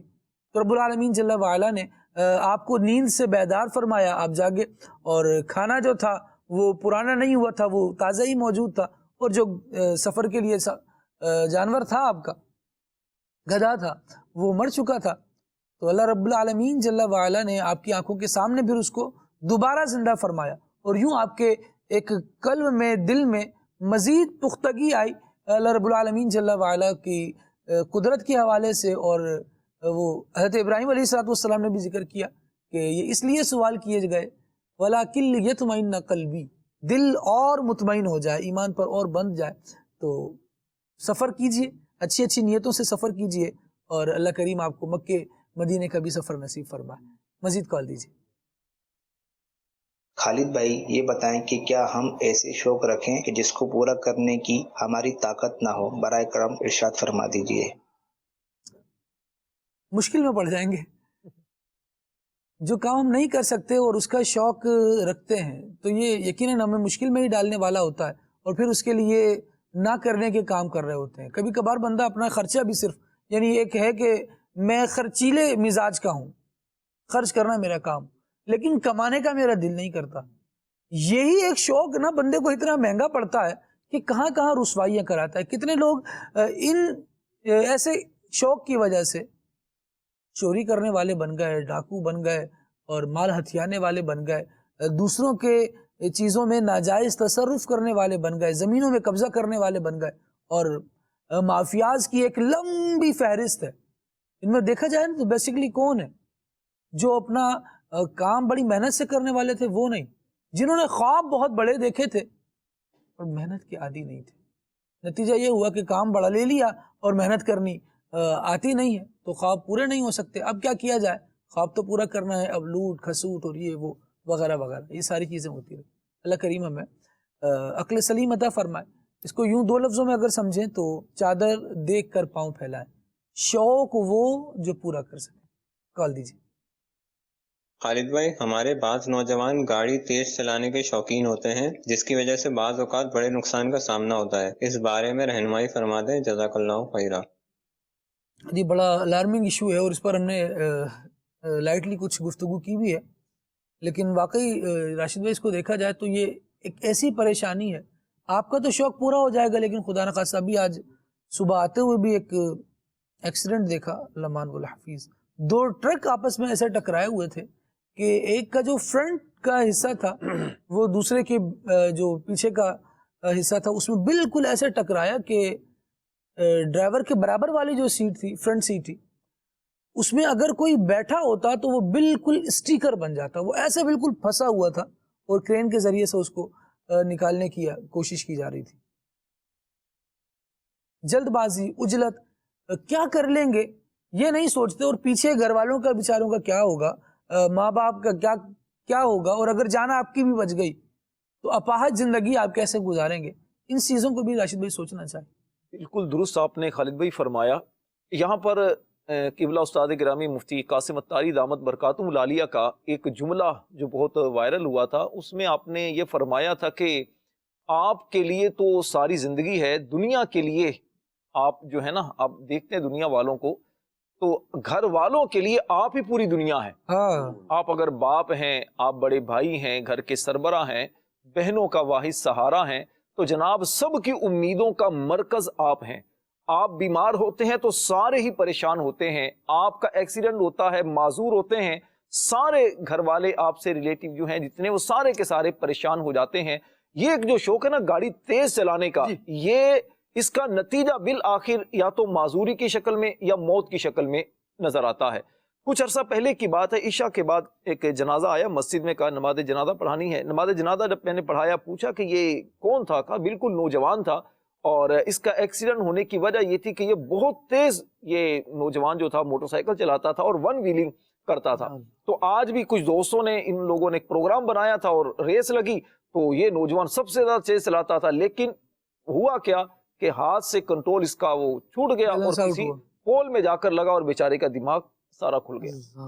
اس طرح کتنے نوجوان ہیں جو موت کی دہلیز تک پہنچ جاتے ہیں، گھر کے گھر اجڑ جاتے ہیں، بہنوں کا سہارا، ماں باپ کی آنکھوں کا تارا، وہ اس طرح پورے گھر پر اندھیرا چھا جاتا ہے. تو ایسے نوجوانوں کو خاص طور پر سوچنا چاہیے، ایسے جو بزرگ ہیں ان کو بھی سوچنا چاہیے. کئی باپ بیچارے اسی وجہ سے پریشان ہوتے ہیں کہ ہمارے جو بچے ہیں، یہ بچے اس طرح وہ تیز ڈرائیونگ کی وجہ سے، گاڑی چلانے کی وجہ سے، آپ ان کو تھوڑا سمجھائیں تو خدا را آپ تھوڑا خیال کریں. دیکھیے آپ کا یہ شوق کوئی ہرگز ایسا نہیں ہے کہ جس کی تعریف کی جائے. دوستوں میں تھوڑی واہ واہ آپ کی ہو جائے گی، تھوڑا سوشل میڈیا پر آپ کا کلپ ہو سکتا ہے کچھ وائرل ہو جائے، لیکن خدا کے لیے یہ تھوڑی سی ایک عارضی لذت کے لیے، عارضی تعریف کے لیے اپنی زندگی داؤ پر نہ لگائیں. صرف آپ کی زندگی نہیں ہے، اس کو سمجھیے کہ صرف آپ کی زندگی نہیں، آپ کے ساتھ اور بھی بہت سارے افراد جڑے ہوئے ہیں کہ جس کا آپ سہارا ہیں، جو آپ کو دیکھ کر بہت ساری امیدیں باندھے ہوئے ہیں. مشہور ہونے کا شوق بھی نہیں، یہ اچھا نہیں ہے کہ میری ویڈیو وائرل ہو جائے گی، میں مشہور ہو جاؤں گا اور یوں ہو جائے گا.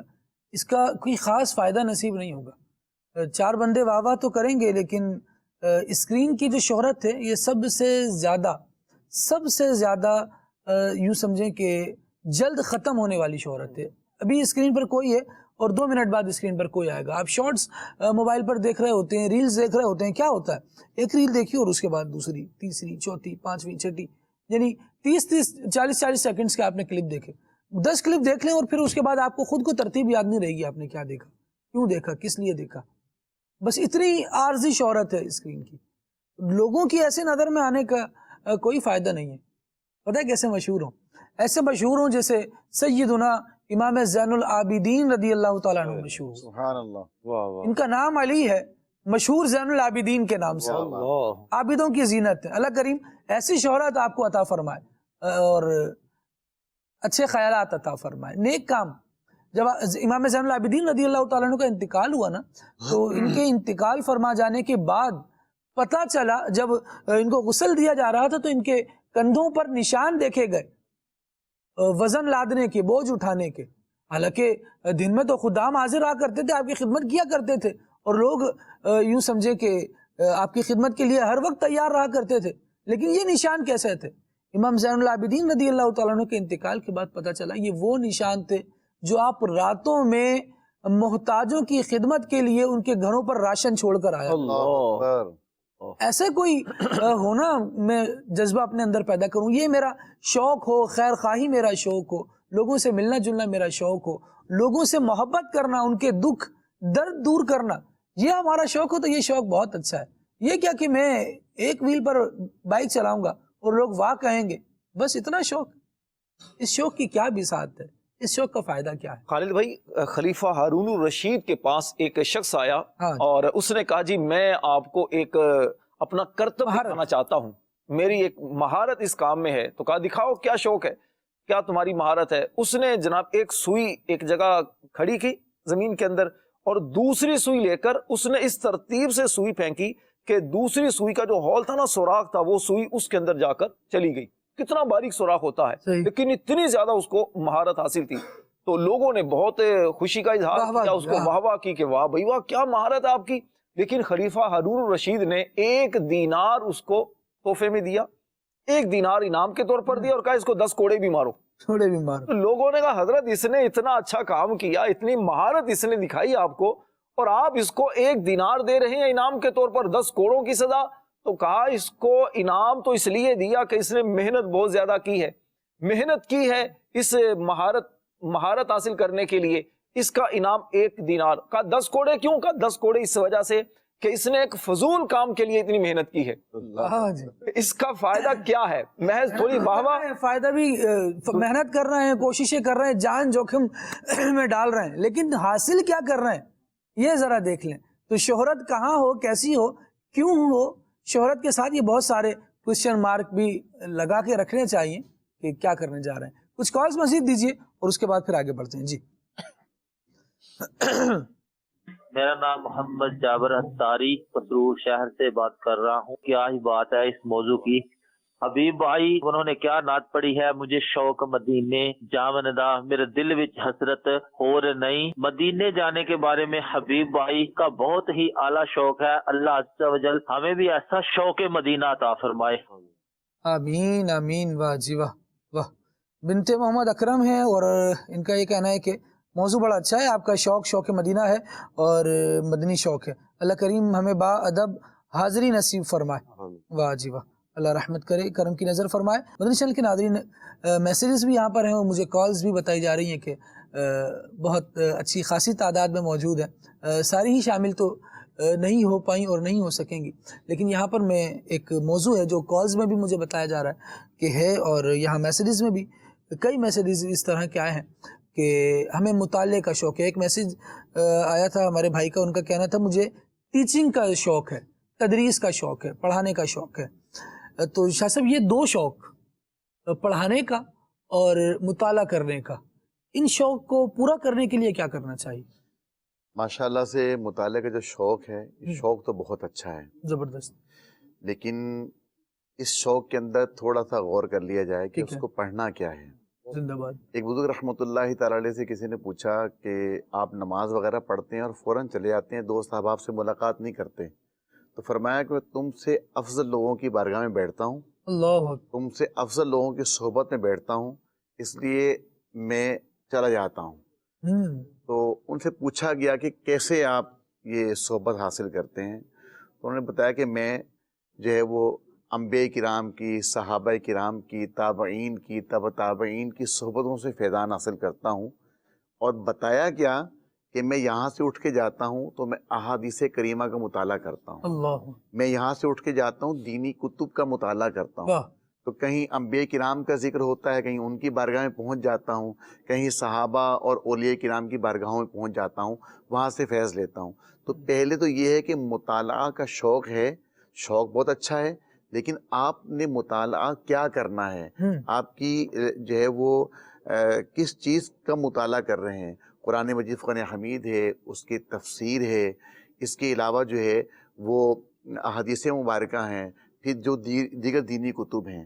اچھا، ٹیچنگ کے حوالے سے جو ٹیچنگ کا شوق رکھتے ہیں تو ان کے لیے مطالعہ جو ان کا سبجیکٹ ہے، اگر وہ فزکس پڑھاتے ہیں تو فزکس سے ریلیٹڈ چیزیں، اگر وہ بایولوجی پڑھاتے ہیں تو بایولوجی سے ریلیٹڈ چیزیں، اگر وہ کیمسٹری پڑھاتے ہیں تو کیمسٹری کے سے ریلیٹڈ چیزیں. یعنی جو ٹیچنگ آپ کر رہے ہیں، جس موضوع کو آپ پڑھا رہے ہیں، اس کے متعلقہ جو کتب ہیں ان کا آپ مطالعہ کریں تو انشاءاللہ تعالی اللہ نے چاہا تو ٹیچنگ بھی امپروو ہو جائے گی آپ کی، اور مطالعے والا شوق بھی پورا ہو جائے گا. اور اچھے ٹیچرز کے ساتھ اگر تھوڑا الیک سلیک رہے گی، تھوڑا ان سے مشورہ لیتے رہیں گے تو یہ بھی ہوگا. کسی بھی فیلڈ میں ماہر بننے کے شاہ صاحب جیسے علماء بیان کرتے ہیں اور سیانے کہتے ہیں کہ ایک طریقہ یہ بھی ہوتا ہے کہ اس کے ماہرین سے وابستہ رہا جائے. ماہرین سے اگر رہنمائی لیتے رہیں گے تو انشاءاللہ بہت آسانی ہوگی. اور مطالعہ کرنے کے لیے، اسٹڈی کرنے کے لیے ایک بہت پیاری اور ایک بہت عمدہ کتاب کون سی ہے، کیا پڑھا جا سکتا ہے اس میں؟ آئیے ایک پرومو دیکھتے ہیں.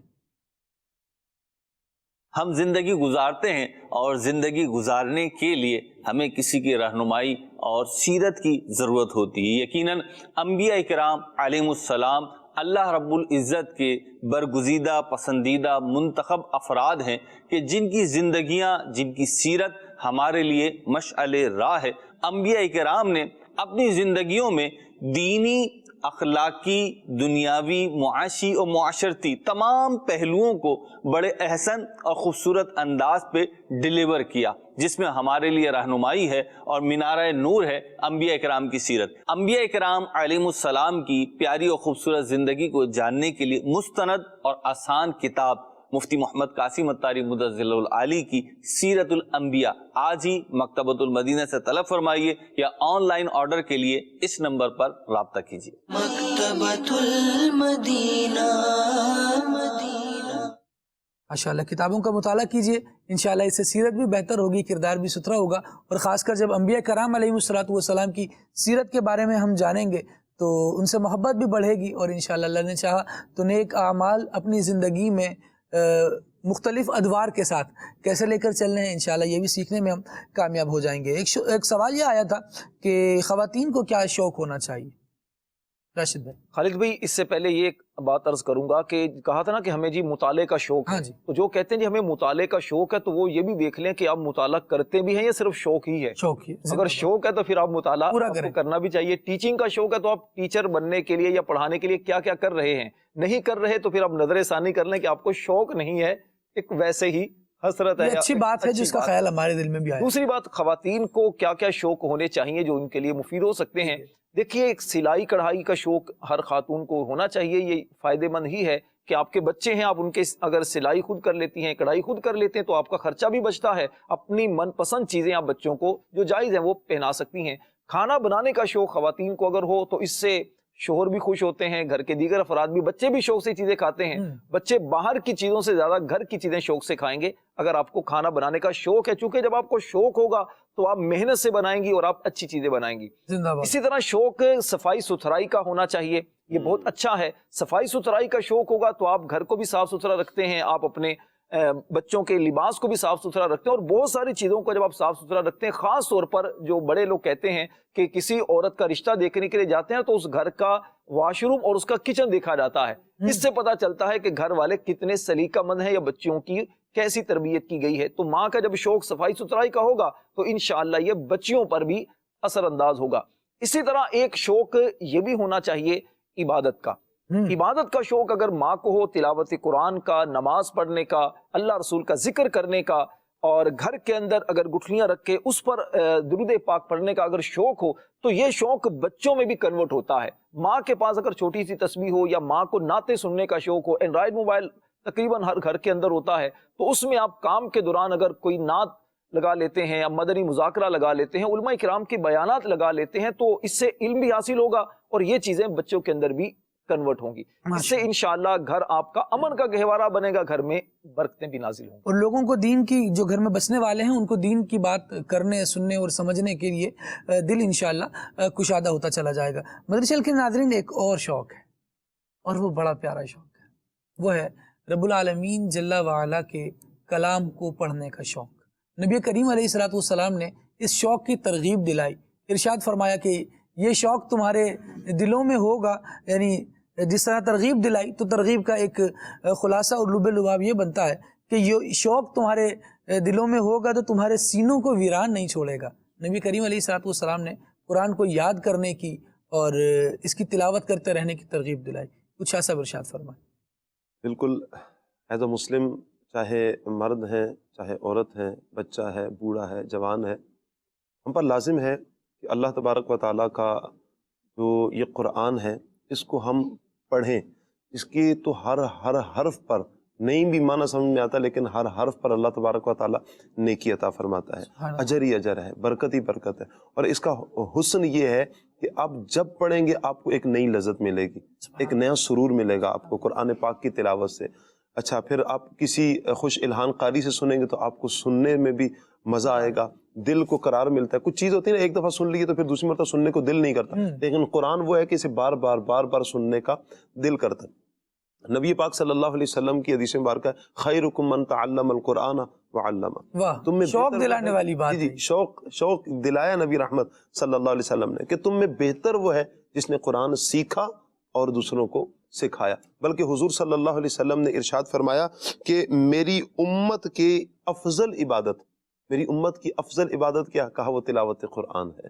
صحابہ کرام کا خود کا عمل دیکھیں کہ صحابہ کرام وہ کس قدر تلاوت کرنے والے. حضرت عثمان غنی رضی اللہ تعالیٰ عنہ کثرت سے قرآن پاک کی تلاوت کرنے والے تھے، یہاں تک کہ 2 مصحف شریف آپ کے پاس شہید ہو گیا، آپ اتنی کثرت کے ساتھ تلاوت کیا کرتے تھے. بعض صحابہ تو وہ تھے کہ آپ اپنے دن کا آغاز بغیر قرآن پاک کے کرنا پسند نہیں کرتے تھے کہ جب تک قرآن پاک کی تلاوت نہ ہو جائے. تو یہ شوق دلانے والی بات ہے. اور پھر اللہ تبارک و تعالیٰ کا پیارا قرآن ہے، اس کا ضرور مطالعہ کیجئے، شوق پیدا کیجئے اور صحیح تلفظ کے ساتھ سیکھ کر اور پھر آپ قرآن پاک کی تلاوت کریں، آپ کو لطف آئے گا انشاءاللہ. صحیح سیکھ کر قرآن کریم کی تلاوت کرنا مدنی چینل کے ناظرین یہ ایک لازمی امر بھی ہے کہ جس سے کم از کم ہماری نماز تو درست ہو سکے. الحمدللہ دعوت اسلامی کے مدارس المدینہ بالغان جو ہیں یہ اس کے لیے ایک بہترین ذریعہ ہے کہ ہم اس سے قرآن سیکھ سکتے ہیں.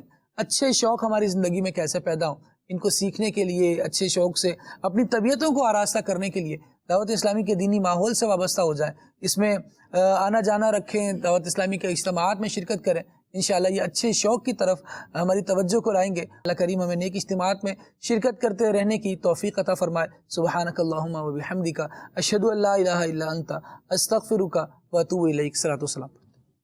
مدینے کے زائر سلام سے کہنا تڑپتے ہیں تیرے غلام سے کہنا بڑی چاہتوں سے ہے سر کو پایا پڑا ہی رہوں ڈرنا چھوٹے تمہارا نہ جاؤں گا اب تشنا کام سے کہنا مدینے کے زائر سلام سے کہنا دکھا دو انس کو دلکش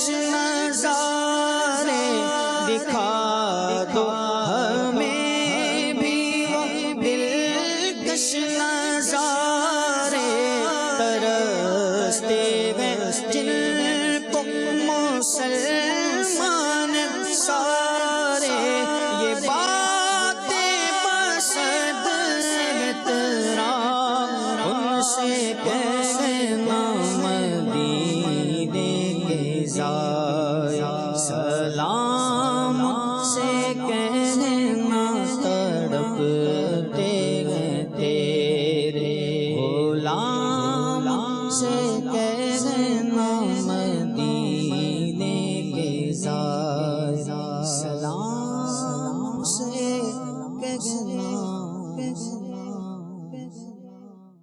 نیا دن ہے صبح ہو پھر آئی ہے دیکھو لبوں پر ہے ذکر خدا ذکر آقا کھلے آنکھ صلی اللہ کہتے کہتے